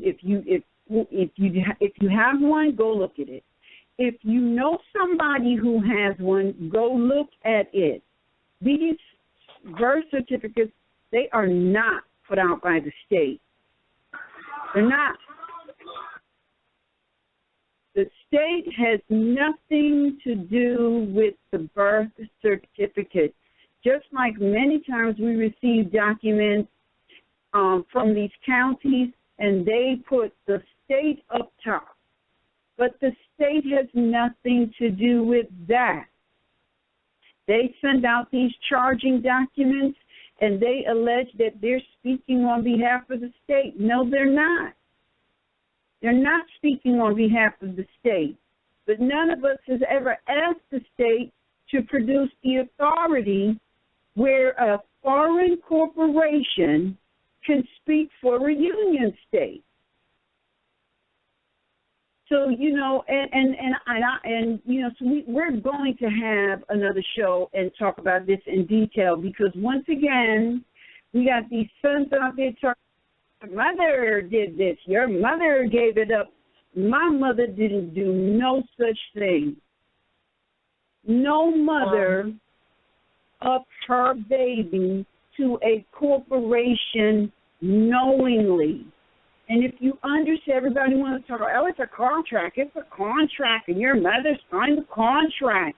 Look, if my mother signed a contract, if any mother anywhere signs a contract without knowing the ramifications of it, it is null and void ab initio. So stop trying to put on mother. And let me tell you something. If you're putting that on your mother, you need to also put your ignorance on yourself, because you should have done some studies. It's not your mother who did that. No woman goes through 23-plus hours of labor to bring a child into this world to only turn around and give it up knowingly. Right, even when mothers into giving up their babies for adoption, they don't even understand the ramifications of what just took place. It's all fraud, all human trafficking. And you would do better to use that birth certificate to prove human trafficking than you will ever use to prove some sort of monetary value. And I'm going to end with this. I want you all to think about this. Everybody's running around talking about, we can get some money. They traded us on the stock market, the New York Stock Exchange. They're collecting money, this, that. Anybody who absolutely believes that with 100%, anyone who knows that for sure, send me a verifiable documentation of that. Send it to me. My email is MHHS-Eyes-Wide-Open@gmail.com. Show me the balance sheet where somebody got money. Show me the cancel front and back of the check. Take me to the New York Stock Exchange where it says John Doe or Jane Doe was on the stock market as a commodity for trade under XYZ 9-digit. Show me that. Send me that. Because if you can't produce verifiable documented proof of that, that's called slander, and someone of these modern Europeans associated with these corporations will turn around and sue you for slander. We can't sit here and say, show me the verifiable documentation where XYZ is the law, and then act like these same modern Europeans is not going to turn around and ask us the same when we say, oh, you're trading up on the stock market. Prove it. Mm-hmm. Can I add one other thing too, because there were some comments and someone had said, well, the birth certificate, which they need to look up certificate, the birth certificate is the proof that someone was born in the state. Well, see, right there, the Moor who says that, or any Moor who says that, does not get it, because a Moor, not the flesh and blood being, cannot be born in a state. They don't get the political status. They don't get domicile. They don't get ancestral estate. You can't be born in the state. So they're on the side of lack of knowledge, giving credence to giving credence to this certificate, which is proof of some financial exchange and is a bond, and they're giving credence to that and then attaching it to the state.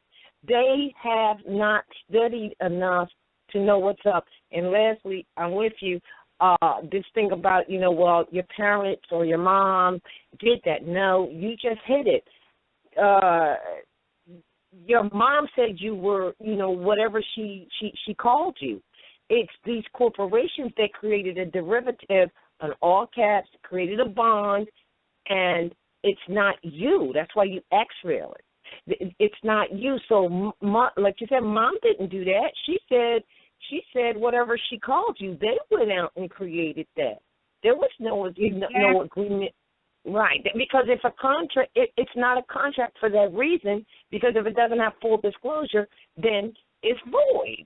So the certificate is void ab initio, and what you say that it's proof of human trafficking. Why don't everybody go out and try to use it, like you said, to prove that this crap here is human trafficking? And fraud. And lastly, I'll be calling some people, man, they was all up on it. Yeah, we're going to do this redemption. First of all, the only person that really redeems humanity is the sister, so wake up, all right? The womb, that's the redeemer of humanity. But, and then in 6 months, we're going to get $1 trillion or whatever it is. I have not heard from them. I know. It was a bunch of them that was bragging. And the ego of our people, the ego and ignorance of our people, they, hey, it's cool. Like, did you get it? It's been over 6 months. Did you get it yet? You're chasing after the monetary thing, which means you're trying to be a party to that fraud because you're not getting that. You know what I mean? That's right. Another thing you should add. Show that you did. Because what's happening is, in a minute, all of those who signed all those documents supposedly redeeming something that's not redeemable are going to be dragged into something they wish they had not been dragged into, because they do not know the ramifications of all that stuff they signed. They also expatriated themselves out of their own ancestral estate. How are you going to claim that you're a more American national, right, and then expatriate out of your ancestral estate as an Aboriginal indigenous being to that ancestral state? The two don't even make sense, do it? Somebody didn't study before they made those moves. Exactly. And you know what? And the prophet said, if I can just get you to studying, thinking. I can just get you to thinking, you would free yourself. And he's so right. And I'll say this.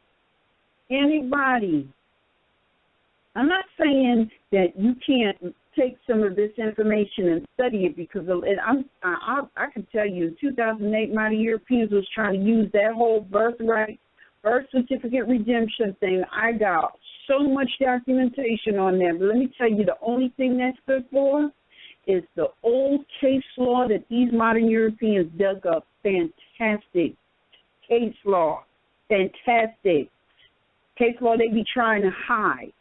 That's the best thing that can come out of looking over stuff that modern Europeans has put together, because you've got to know that these modern Europeans, they trying to come up with every way under the sun to steal the ancestral estate of the Aboriginal indigenous people, and everything that they have come up with has not worked. But as the Aboriginal indigenous people, you do not ever have to go down that road that these modern Europeans are going down. You're right. Look, they talk about you right in the King Alfred Plan. They let you know in the King Alfred Plan that you are tied to this land by blood. By heritage. To the continent by heritage. By blood and heritage. Now, right here. Exactly. Now, what that means is when the prophet said that there will come a day when you will see a $20 bill or $20 note on the ground, you will step over it. That is the day when you truly know that because you are tied to the land by blood and heritage, you are unbankruptable, and you never needed Federal Reserve notes. You never needed anything under this fraudulent monetary system that is perpetuated today. And I say fraudulent because if you read the 1792 Coinage Act, you will know that everything that they're doing today and using today as some so-called means of exchange goes against the Coinage Act of 1792, and in that act it says if the monetary system of this country is ever changed or attempted to be changed, that is treason. So look you got all of these people trying to hijack a fraudulent process from these fraudulent corporations operating under a treasonous, unlawful monetary system, and you call yourselves a Moor. Wake up, you sleepy-headed Moors. Wake up. So what I'm going to do now, I'm going to take some of these calls so we can get the comments and questions from our callers. All right, our first caller. Caller 570-926. You're live on the air. Please state your appellation at Northwestern Maximum.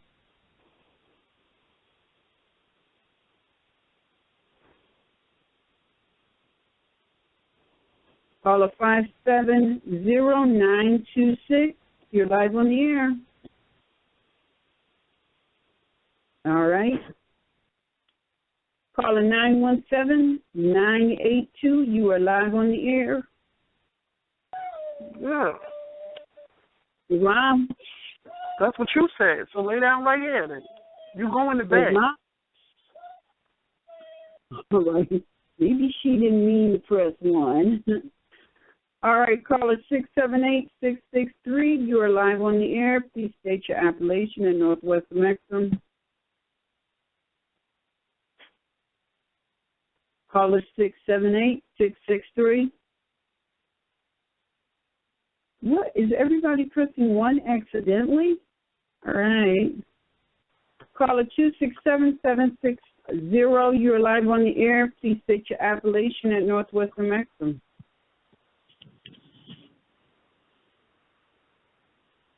Islam.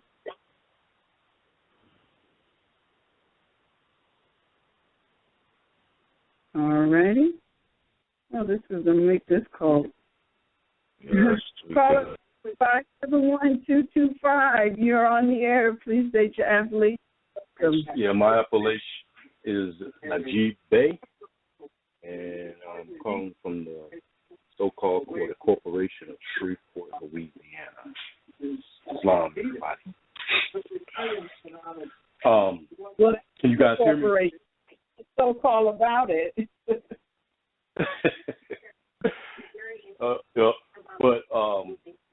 Getting to the birth certificate. Well, a lot was spoken about tonight, but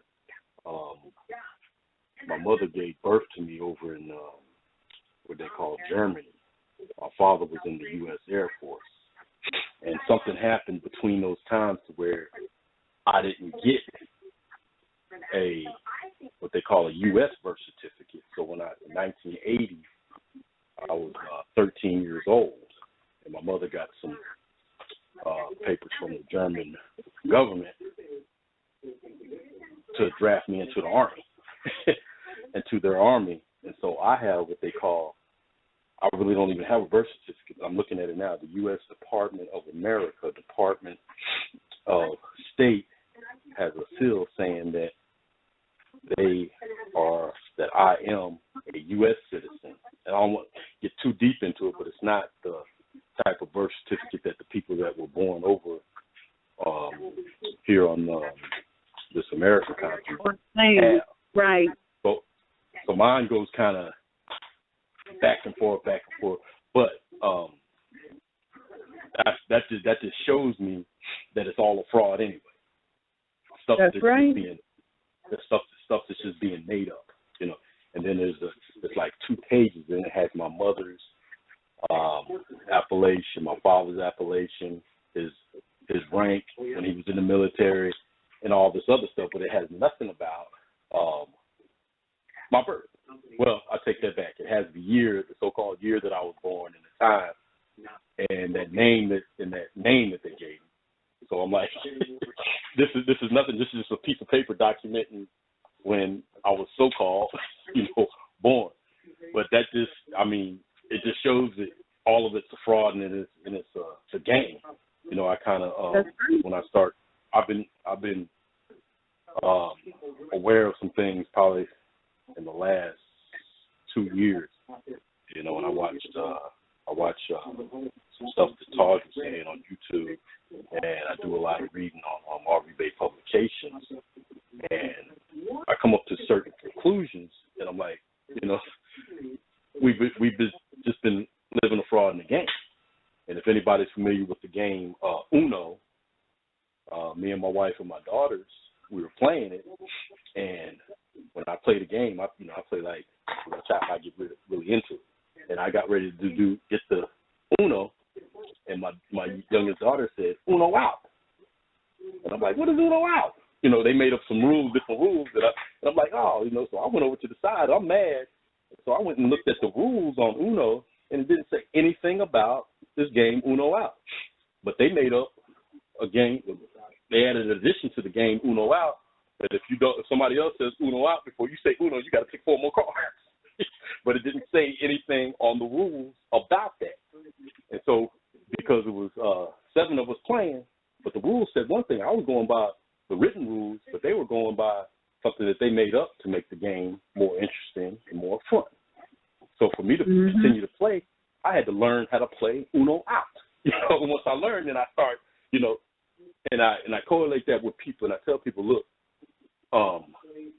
learning these legal rules, which yes, they're wrong and they're fraudulent, but because we're in the system that we're in right now, learn it and know it. Even with the Constitution, a lot of stuff that I hear that's being said about the Constitution, and there's a part because they're saying that we're from African descent, that anyone of African descent can never be a U.S. citizen.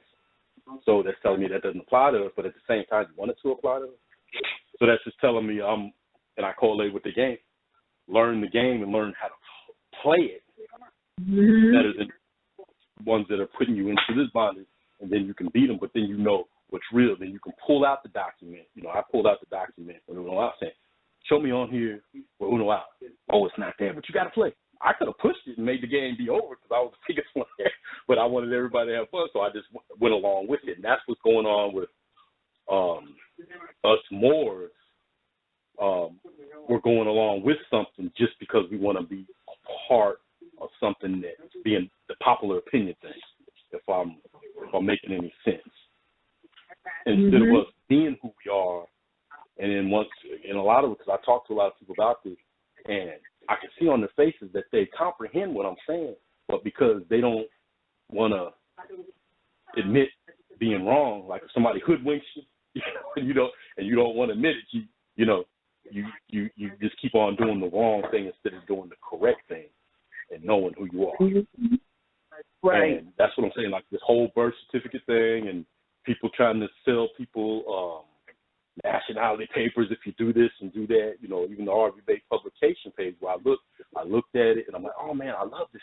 This is good, you know, but I haven't filed any paperwork. I know it in my mind. I'm constantly studying and listening and getting a comprehension about what's going on. In my mind, I know who I am. On my birth certificate, on the so-called birth certificate, it says one name. I shun that name, you know. And Najib Latif Bey, that's what I use. Even all my, you said, do you new business? That's what I use. I use it. And people want things to happen instantly, like they say, without studying.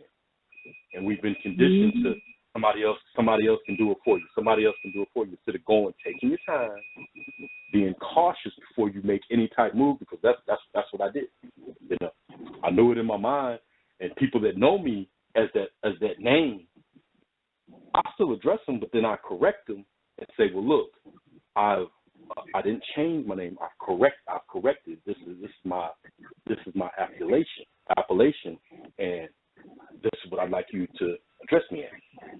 Some people are with it. The ones that shun it the hardest are the people that are blood related to me. You know, well, you're not this and you're not that. And I explain to them, and I just go on. At first, I used to get flustered with them, kind of like Muhammad Ali did when, you know, back in the day when they still wanted to call him Cassius Clay. But and I'm kind of long-winded. I know I jumped from here to there, but looking at all the things that people are doing, like even in the temples, defrauding people, charging for that, that's because, I mean, that's wrong, but people don't want to study, and all the stuff they can do themselves. You can study, you can look on RV-Bay publications and see that, and say, yes, you can use this, study this. You don't have to plagiarize it, but it's sitting right there, and it says, yes, it's here for you to use, to study and look, and put your own word in it if you want to go do whatever it is you want to do with it. I mean, and it's just down there clearly, but people just do not want to do things themselves. They want somebody. They want to believe in popular opinion, and they don't want to believe the truth. They don't want to believe it's written. It's like going back to the game. This is what's written. This is how it's played. You know, but I gave into it because I wanted to continue to play, and that's what's going on with, you know, people realizing that, oh, okay, I'm a Moor. This is my nationality. Oh, okay, cool. Because most people that I talk to, they say, well, what kind of benefit can I get from it?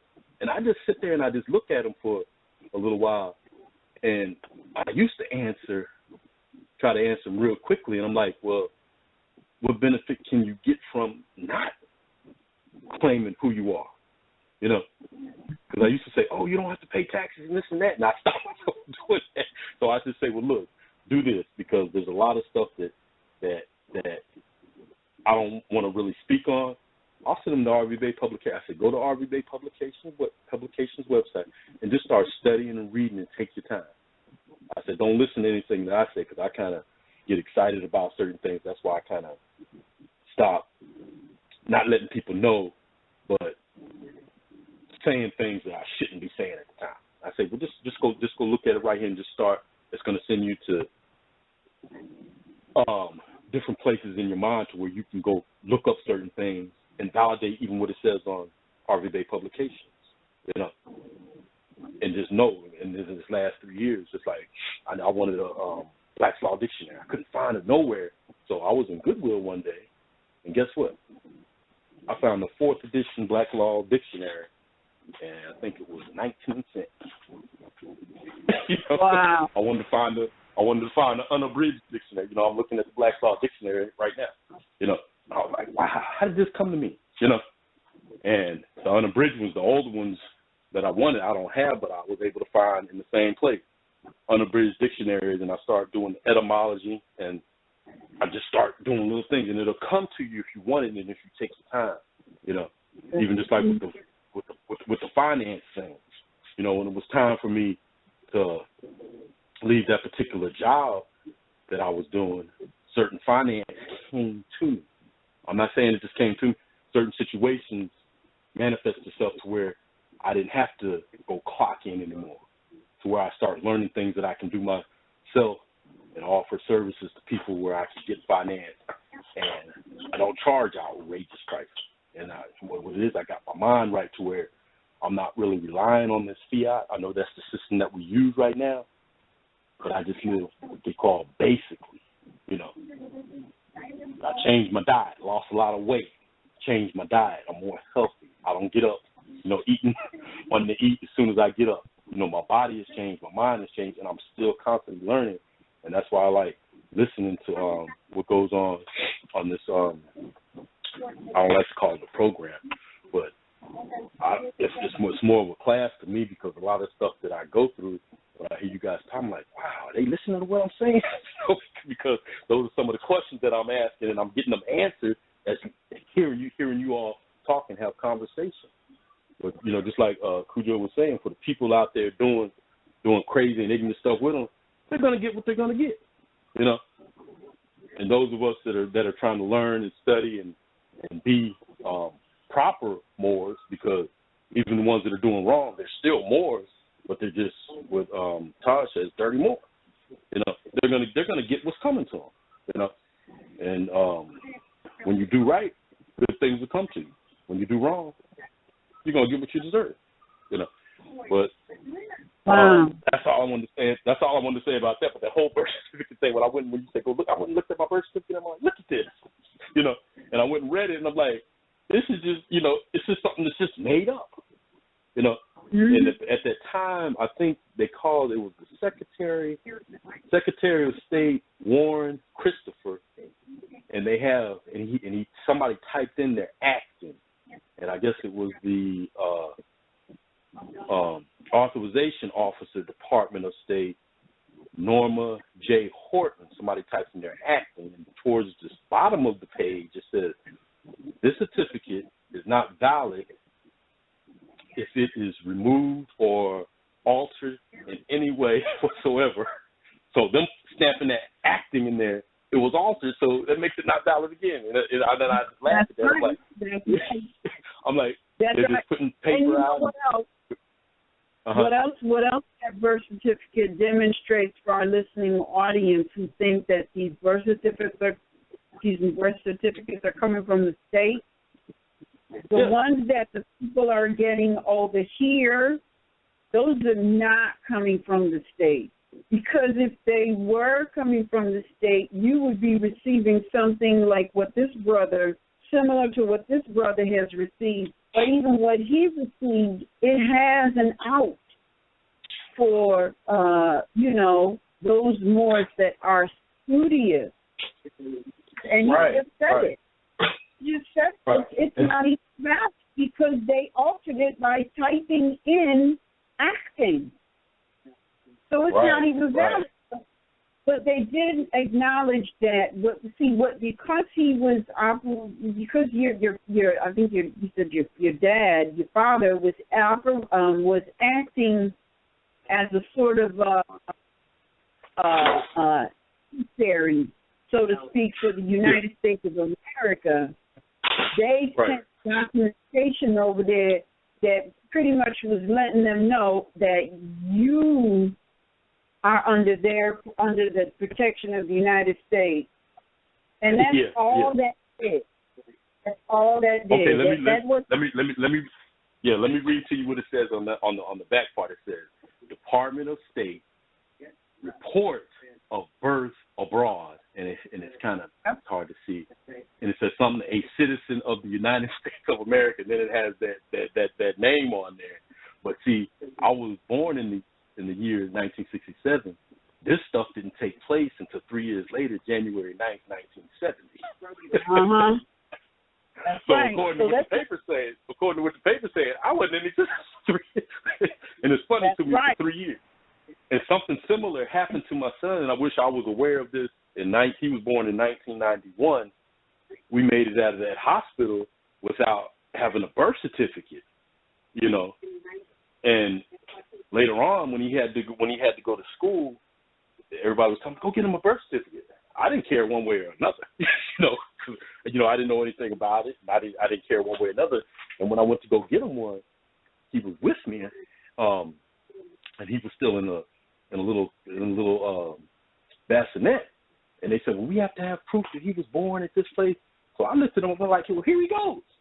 But if I know what I knew now, I wouldn't even bother, getting it, And that's why I'm saying that just goes to prove that all this stuff that you're doing is it's a fraud.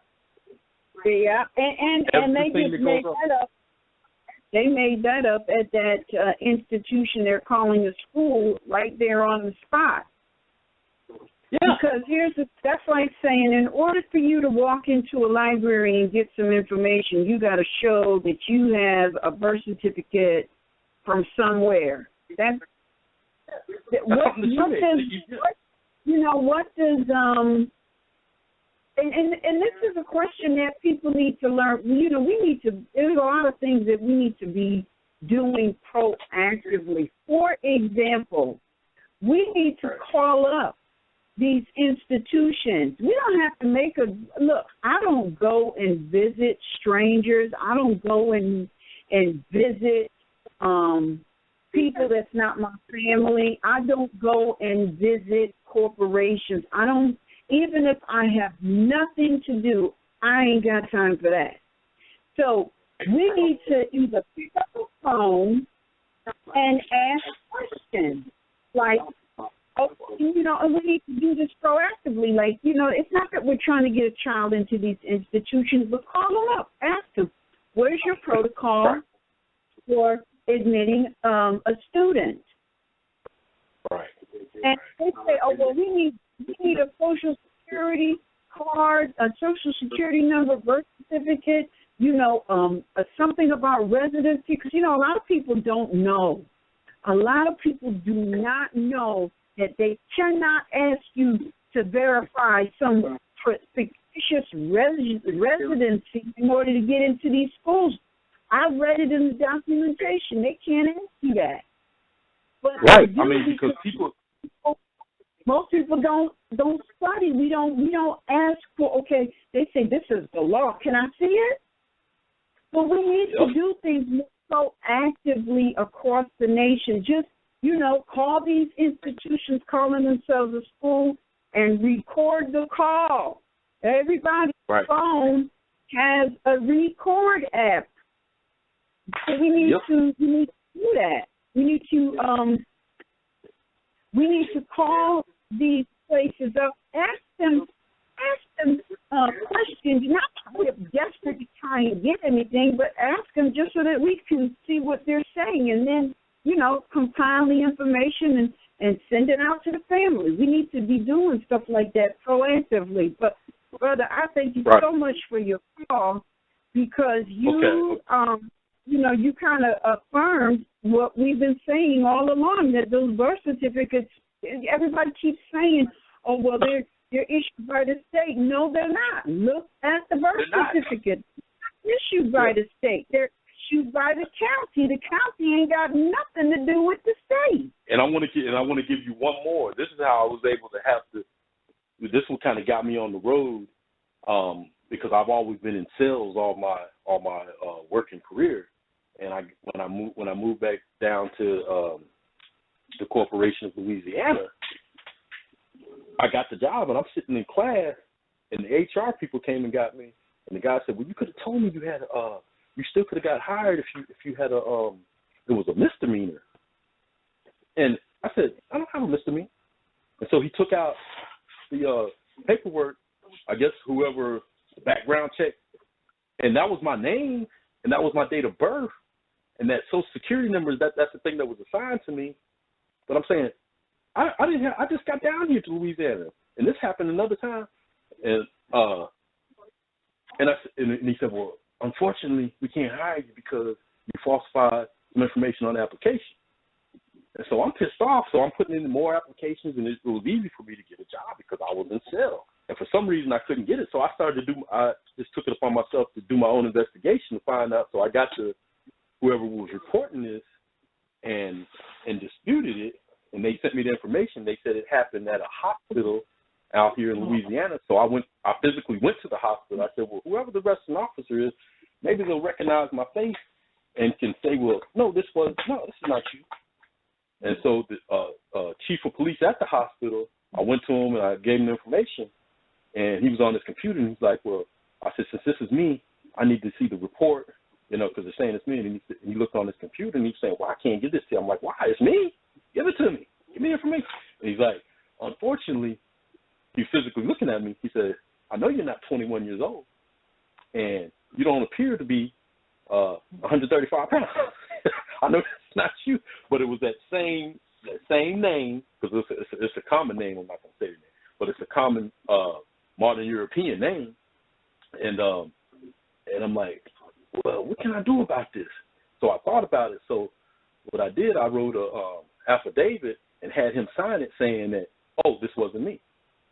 And I still couldn't get it, so I went to the local sheriff here and said, well, this is the problem that I'm having, this reporting agency, and it's following me everywhere. And if I fill out an application, if I don't put that on there, they're saying that I'm fraudulently saying that I didn't do this.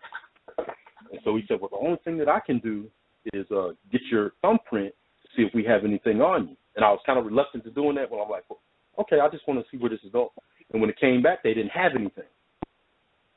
So I'm like, well, what can I do? And he said, I don't know how to help you. The only thing that I can do is give you it's not him letter. I said, so I have to carry this around like a runaway slave with me everywhere I go. When I fill out these applications online, I can't get this. I have to scan this and show that this is not me. I have to get through it. And so that's what kind of got me on the road to digging up who I really am. In a way, it pissed me off that it happened, but in the best way, I'm glad that it did happen, because that's what got me to the point to where I'm finding out that, oh, I'm a Moor. Finding out that fraudulent name that was given to me. I'm like, and that's where I came to the conclusion, well, this is who I am, and I can say who I am, and nobody else can tell me who I am, because that name was so common. That name was so common. And somebody said identity theft. I said, no, this wasn't identity theft. I guess it went through a certain database because that name was so common. Somebody clicked on it. I mean, the first name, the middle initial, the last name is so common. Somebody gets from sitting at work, click, we're going to put this there. And it went to the database, and it's there for as long as the database is there. And if I put certain information down on the application or anything, it always comes back to me. And that's what shows, again, how fraudulent this system is. Even with that so-called identity theft thing going on, that if somebody has certain information about you or about anybody, I'm saying you as in plural of people, if they have certain information, they can actually be you. Yo, it's interesting that the brother is saying this, no lie. Right. And y'all know, we shared this earlier. I know it'll be touched on more later, and you have some information to add on. I don't want to cut this brother's wisdom, but when he mentioned identity theft, the fact that it was on the news yesterday about how these Department of Transportations and Motor Vehicles sell that personal information, that the driver's license, all of these things here. They sell that information for non-notes. Straight up, that's a fact. And see that's how fraudulent it is, because they give them the information. They say, well, who are you when you get this so-called driver's license and this certain ID? Well, here in this place, they say, well, I need a electric bill that you live here, or I need this. You take it to them. You follow what I'm saying? That okay, your name is on this for this electric bill, but it's so simple so somebody can fraudulently get that. And then they give you the ID and they say, okay, this is valid. I'm like, man, it's crazy. So for me to identify who I am, you want something that I'm going to give you, and then you give it to me, and then I give it to another agency to say, okay, this is who I am. It's silly. And if people just take a good look at it and open up their eyes, that's why I like this where you got the eyes wide open, and start looking at it, especially us Moors, and we get off that treadmill trying to chase this fake fiat note and start trading with each other and doing the things that we need to do for each other, We'll be all right. That's exactly right. Word is bond, and not for nothing. Yeah. It goes back to what I'm going to yield the floor because I can go on and on. Nah, but not for nothing. No. Islam, not for nothing. I wanted to add on the fact of what the brethren just said, and the fact that in one quasi-national domicile alone, they made 41 million Federal Reserve notes in one national domicile alone off of the people's information. So it's correlating that back to what he said and what was being said earlier. The value of what really is making things go is the people. So it shouldn't be no problem to donate, 25 notes to Cujo's temple, or, to spend some finance for, the books or whatnot, whatever. You know what I mean? That's energy putting into your liberation. You know what I mean? You'll go spend 50 notes for a de facto identity, and then they still get rich off of that. But you got a problem when Moors are trying to do commerce with each other? That just does not make sense to me.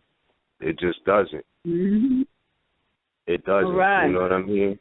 So if a Moor takes out his time or her time to manifest something, that itself, that has a thought-provoking thing, that itself is more valuable than anything, that they could come up with a 41 million no industry off of. Come on, fam. The value is in the people. And I just yield the floor with that. So. All righty. All right. Our next caller 972-839.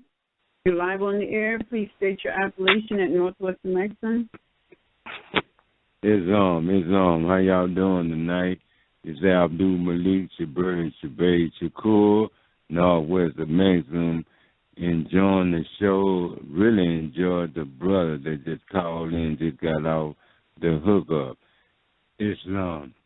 I give all praise to Allah, Noble Ali, and I thank him for coming in and instilling us and stepping on the Roman shield and waking us up and allowing us to have this teaching that R.V. Bay, Rod, Todd, Nadia, Miss Ram, Cujo, Todd, and all of the rest of the host that were following and giving the word out that Noble Drew Ali put out and letting the people know who they are. They're not Negro, black, colored, African American. There are none of those so-called names that will put them into darkness and will not see the mother's light. We must all remember that all corporations are registered in Delaware, including those Negroes as their chattel property. And the 14th Amendment is the forerunner for the corporation, and it's Negro, black, colored, whatever you want to call yourself, in 1917. They overthrew our republic, and they took our birthright from us on 6th and Chestnut. And we know that was our nationality from the Moors, us Moors. But yet, the Moors, they told the remaining of Moors that were standing, trying to fight in whole word to step down or die. And they instituted in 1779 in the document. They started burning, they started hiding, they started transitioning different parts of the document to different parts of our continent, and they raped and they misused and abused our Moabites. They framed us. And they had us in the state, and they got us in the state.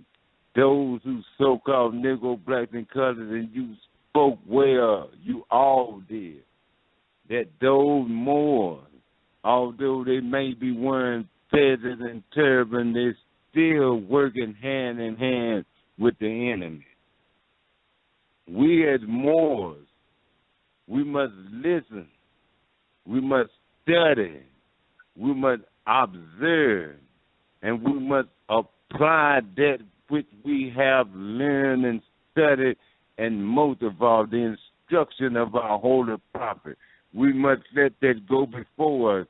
And if we know who we are, stand and prove to not only those who are around and think we're upright and standing at a 45-degree angle, we must also prove that to ourselves, that what we know and who we are, we are willing to go to measure, regardless if it costs our very life, because it's not us that we are lifting up.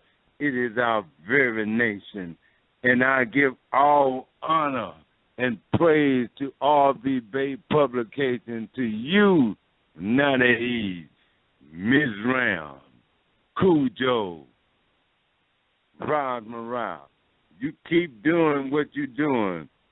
As the young man, I'm listening to every word, I'm weighing every word, that he have found truly the instruction that Prophet Noble Ali left up, to raise ourselves up, follow correct and true instruction, that we may be able not to save ourselves, but to get the unborn and the young generation that will raise themselves up and their level up, that our people will come into unity, knowing that we are not Negro, black, color, so-called African American. We are more Islam, family, Islam.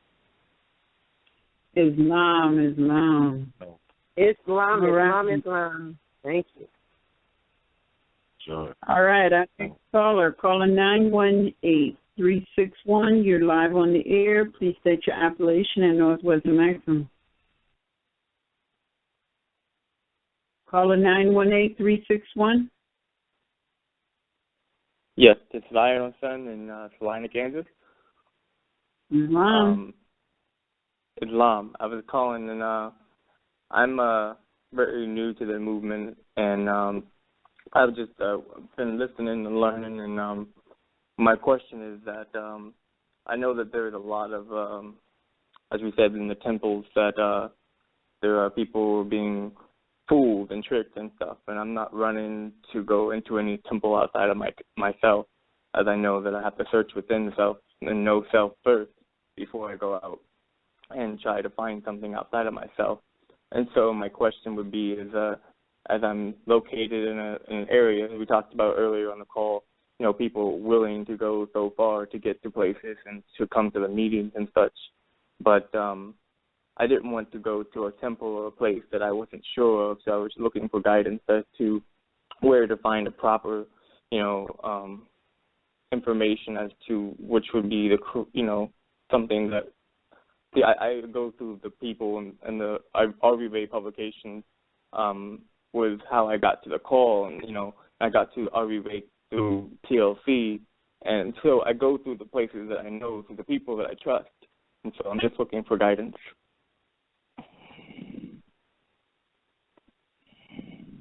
What are you looking for guidance on? A temple where I can trust the people not to mislead. I know that they have been tricked and people have been duped and people who take money from people, and I want proper knowledge and information and truth, and I'm just looking for a temple or some place that I can go and seek the right knowledge and learn. And I know I can seek it all online and stuff, and I'm just trying to find the right guidance and knowledge. Well, you said it. You said that the first temple is yourself, so you got to go within. What you're looking for is that I don't want to say companionship. What is it that I'm?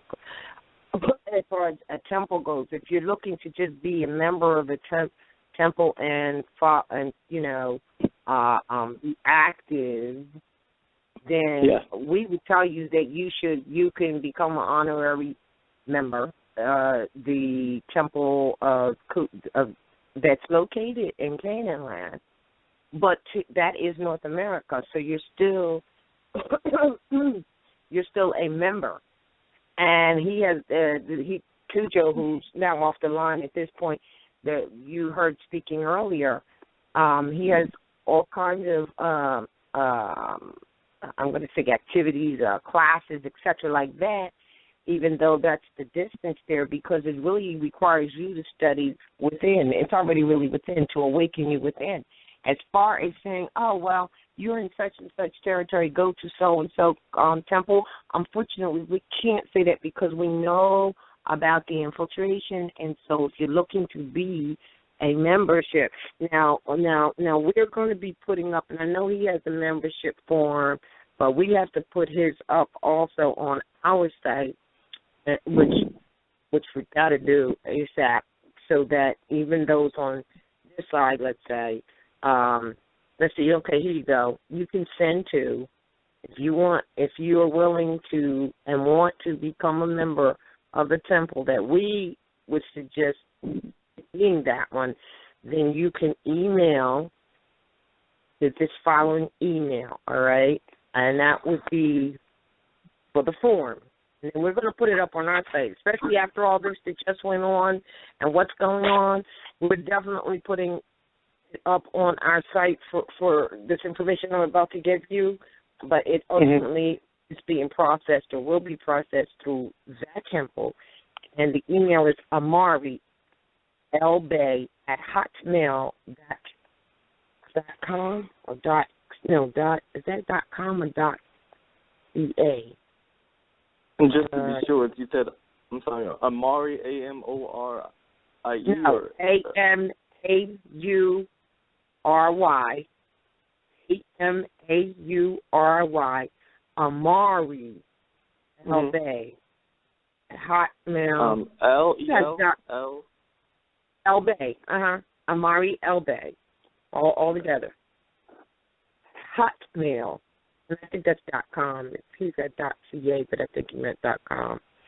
And you can obtain the membership form to become an honorary member and hope that satisfy that need that you know, like I definitely understand people inherently once they come into this information, the first thing they want to do is go to a temple, get involved, do the thing like that. But there's so many that are misleading and infiltrated, you know, we could just list all the things why, but we would say that would be where you would become a member. And even though you are in a distance, that has no bearing on what it is you need to do and learn to be active.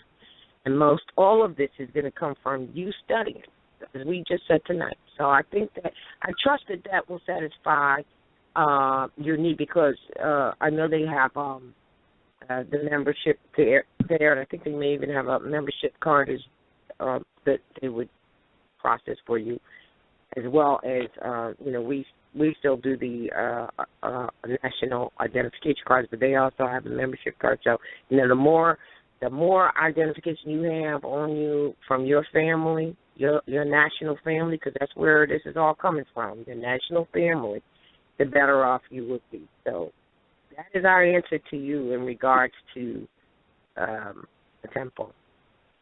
Islam, fam. Islam to right. you. Hello. Thank you for your call. Mm-hmm. All right. Brother Bakari, you are live on the air. Greetings. Hey. Greetings. Greetings to the panel. Greetings. Wonderful show. I'm beaming. I'm over here feeling good now. I'm charged up, and I'm so thankful. And it's this is like divine intervention here, because yesterday I had a conversation with someone on this issue about birth certificate, and it's someone who was referred to me, and I just found out that they are indulging in this activity, and so I was not happy about that. and I let that be known. And so, again, divine intervention. And so I want to say to everyone that what I'm going to do is, because I do take this extremely seriously. I mean, I can't use any other words, except that, this is about the nation. This is about nationality. And I'll make this brief here real quick. I'm going to ensure that anyone who contacts me in the future is sent a document that specifically states, because I am so tired of dealing with these individuals, and whether they have good intention or whether they have bad intention or not, it's that, they just, many of them don't want to listen. They, like the other callers that have called in and shared their story, they don't want to read, they don't want to study, they just want to benefit. And I'm growing more and more fed up with dealing with individuals like this.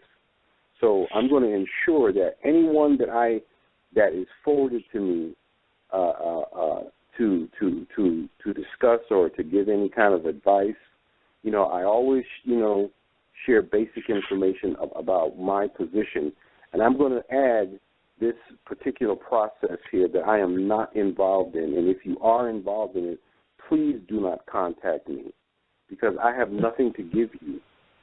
And this detracts from individuals forming unity across the board. This process here, and the only thing that I can think of, in the short time that I've been delving into this, is that individuals need to start being dealt with appropriately.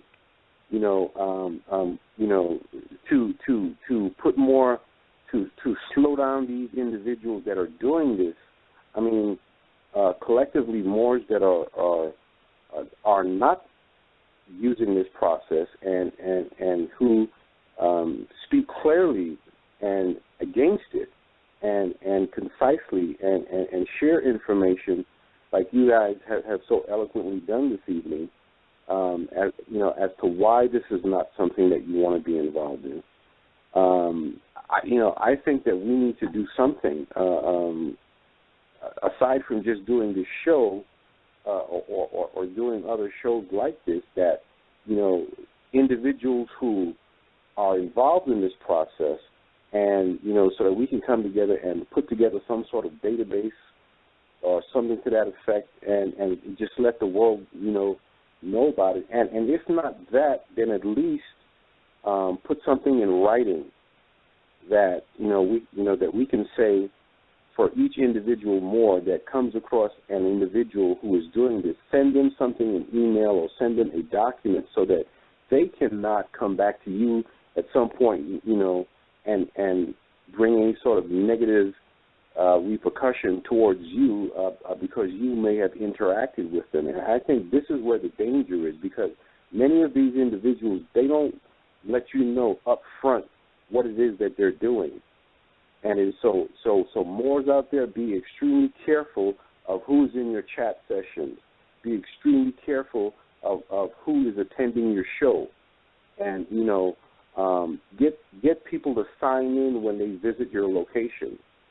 Get people to send you emails so that you have things in writing, so that if something does happen at some point in the future, then you can come back and you can say, all right, well, this individual was made aware of my position or the position of our temple or the position of our study group, and, things like that, so that you can protect yourself, because there are, like I'm finding more and more that there are like two types. There is the ignorant, greedy type that is just out for fiat and doesn't care about reading.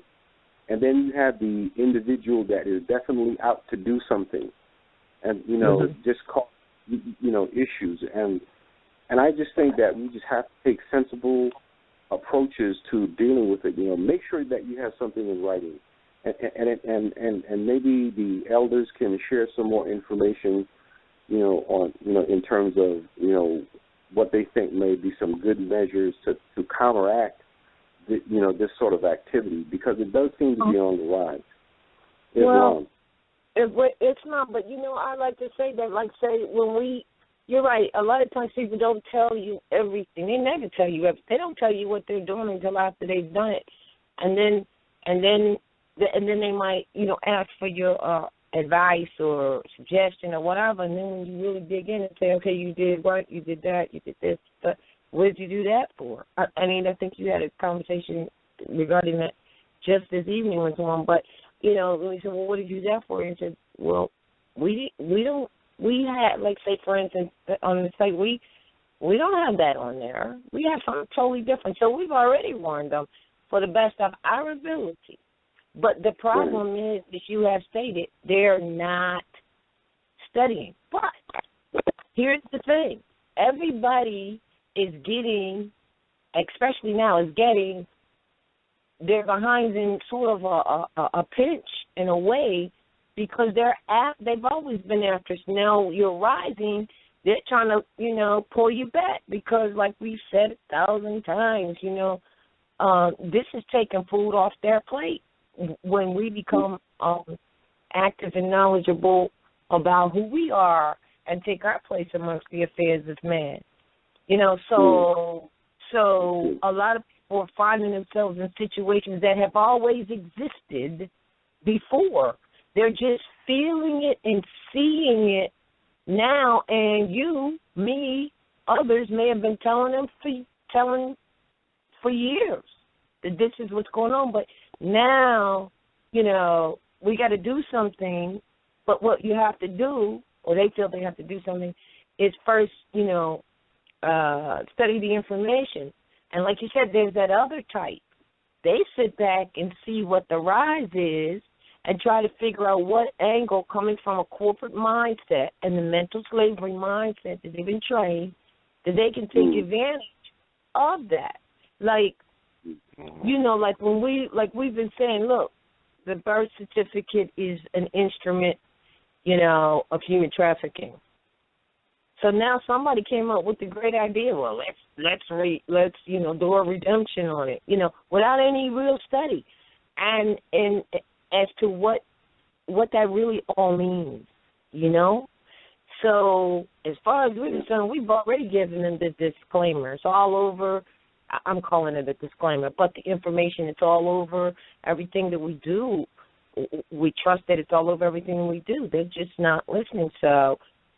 And I will say that we have heard people say, oh, my gosh, I've gotten emails.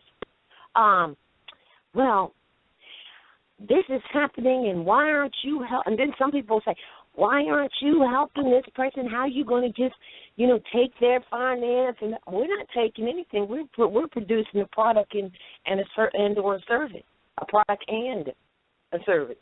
Okay, all right. So, it's like they try to put it on you that they did something, because what they'll do is, like, for instance, they don't realize that the national allodial ID is from their national family. They'll say, oh, I got it from our, you know what I'm saying? Like, they don't know enough about what they're applying, so therefore they have the wrong idea, and, we'll ask the questions like, why'd you do that? Who told you to do that? They'll do it first and then come back to you as if you told them to do that, when believe that's not what happened. So, like, the chips gotta fall where they may, because what we need to do is just all become one. One nation. That's it. That's all. And the principles. See, it's the principles that are missing. That's why it's the 5 principles. Once we're all in line with the principles, everything else falls in place. But if you're coming from like you said, coming from a place, well, let me see how I can make some finance off of this activity. Well, guess what? It's going to go down the drain, and these days and times, down the drain pretty quickly. For sure. If Islam, if I could add on to that real quick, what you're saying correlates so much, because I had talked to Minka earlier today, and he did send his peace and love to everybody. And all right. for sure. And one thing we was going back on, you know, what people don't realize is what makes us qualified to teach is that we have studied and experienced certain things. So it's like, you know, nobody can do this for you. When we went through what we went through to get to where we're at, and when I say we, I mean everybody, you know, wherever they're at in their experience, but specifically those on the line now, you know, those were degrees that you can't learn in the temple. You can't learn in the classroom. You can only learn it through experience, you know, and through that experience, you take what you've learned in the temple and what you've learned in the classroom, and that's your repellent in the actual experience. But what happens is people think that, you know, just because you know something that you don't go through anything, and they think that you have the obligation to babysit that problem. And that's not always the case. Like, what we know, we didn't learn everything we know from Noble Drew Ali. That's not true. But we took our study ethic true from what Noble Drew Ali said, because he even said, I didn't tell you everything. If I did, you would go back to sleep. So everything that we've learned did not necessarily come from him, but everything he said correlates with everything we learned, because he set people on that right path. So the instruction to study thrice times, you know what I mean? We took that serious and did that. It wasn't like, you know what I mean, we was just saying, hey, let us just say because Noble Drew Ali said. You look at the body of work you, Ana E., Cujo, myself, Taj, and other Moors have put down. You know, you hear things that you haven't heard before because they took what Noble Drew Ali said serious when he said to study. He didn't say, wait for somebody to come save you. He also said, or I don't want to say he also said, but he also made sure that we had that lesson, that if you are looking for a savior, you have to look at yourself. You know what I mean? And I think that that's where a lot of Moors go wrong, is that they don't get that lesson. You know what I mean? Not that you're not going to have assistance, but if you're not going to stand up for yourself in some sort of fashion, nobody else is going to do it for you. But when people see that, okay, yeah, he's taking it serious, I can assist that. You know what I mean? It's no different than any other organized team. You know, whether it for the worst example, basketball, football, whatever, everybody doesn't play the same position, but everybody has an attentive goal accomplished, which is to assist each other and win. That's just the bottom line. But if you're not playing your position, which is to study, and then regurgitate it, then save yourself with what you study from. Yes. It's going to be but like, he also said if you're looking for your savior, look within, and if you're looking for your devil, look within. Look within, both of them right there. So I say that to say that, you know what I mean? What he said inspired us to learn everything we know. But we didn't learn everything we know necessarily from the Prophet, and that's no disrespect at all, because there's so much information, you know what I mean? But it was his works that inspired a certain fire inside to say, okay, I know this is what I need to do. Because but also, man, when you said, I just want to say, so we don't go past that, when you said that he said, if I like you said, he didn't tell you everything anyway, because the rest you have to gain. And he said, if I did tell you everything, you would go back to sleep. And that's so true.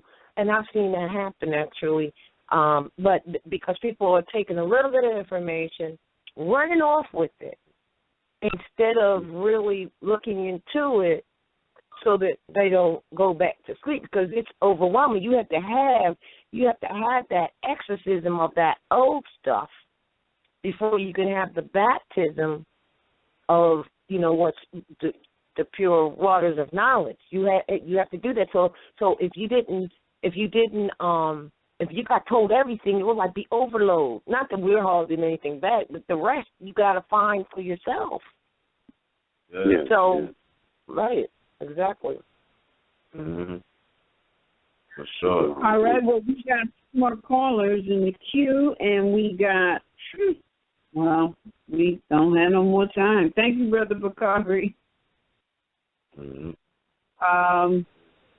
Well, you know what? I'm just gonna let the show end on. Let's see how far we get. Call 585. You want to know what would be good to end the show on? I'm gonna tell you right now, it would be to read very quickly, because it's so appropriate, the caveat emptor. And I'm going to find it real quick. I already think I got it up. Here it is. It's not that long. It's just how we... Yeah, we'll see everybody tomorrow, Wednesday, at New York anyway, but I really think that this is appropriate for this evening and this class. I'm going to do it real fast, all right? Caveat. Moors are men upright, independent, and fearless, who care for their loved ones and follow the prophet to a destiny which is not uncertain, nor is it unknown. They are fortified by the impregnable doctrine built upon love, truth, peace, freedom, and justice. It is therefore folly at its greatest height for smelly culprits with their insidious plans to invade such realm. They try and try, but their own bad planning brings down wrath upon their heads like the sword old Michael's had. Intrigue and scurrilous cunning find a difficult path to travel within the ranks of the Moors.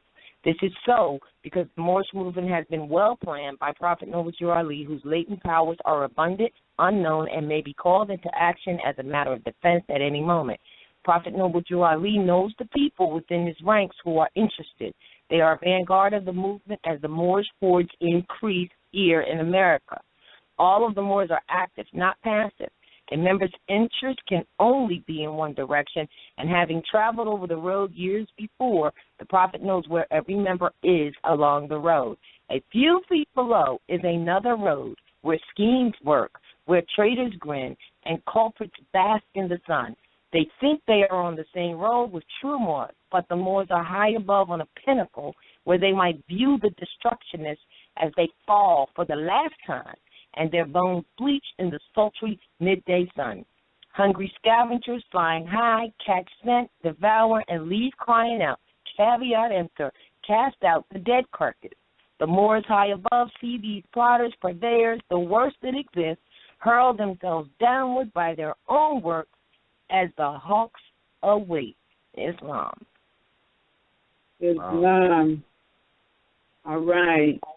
Let's see. Well, we got about 1 minute left, so what I'm going to do, make sure and check us out tomorrow for Moors Heritage and History School near Harlem Corporation at Northwest Maxim. Class begins at 7:30. Make sure you show up with your pen and paper, or if you're listening, sit down with your pen and paper, take notes, and we shall see you tomorrow. Peace and love. Yeah, I've got a special class planned for tomorrow. They will enjoy it. Yes. All right. Peace and love. Our problem is lack of knowledge and the intended deceit and trickery done, because even those who read the bibliothelis text that you call the Bible says he shall fool even the most elite. So even those who think they're highly educated and this and that, they've been fooled. That's it. It's not really complicated. It's the miseducation of the Negro. Everybody knows it to those who need to know. It's the miseducation of the Negro. When we rise from the dead, they call us Pharaoh. It's the miseducation of the Negro. Everybody knows except those who need to know. It's the miseducation of the Negro. When we rise from the dead, they call us Pharaoh. The gods are back. The Moors are strapped. We waking up. And we want our land back, running off, that's a trap. You know them guys don't like that. Waking up from a nap, like where the hell my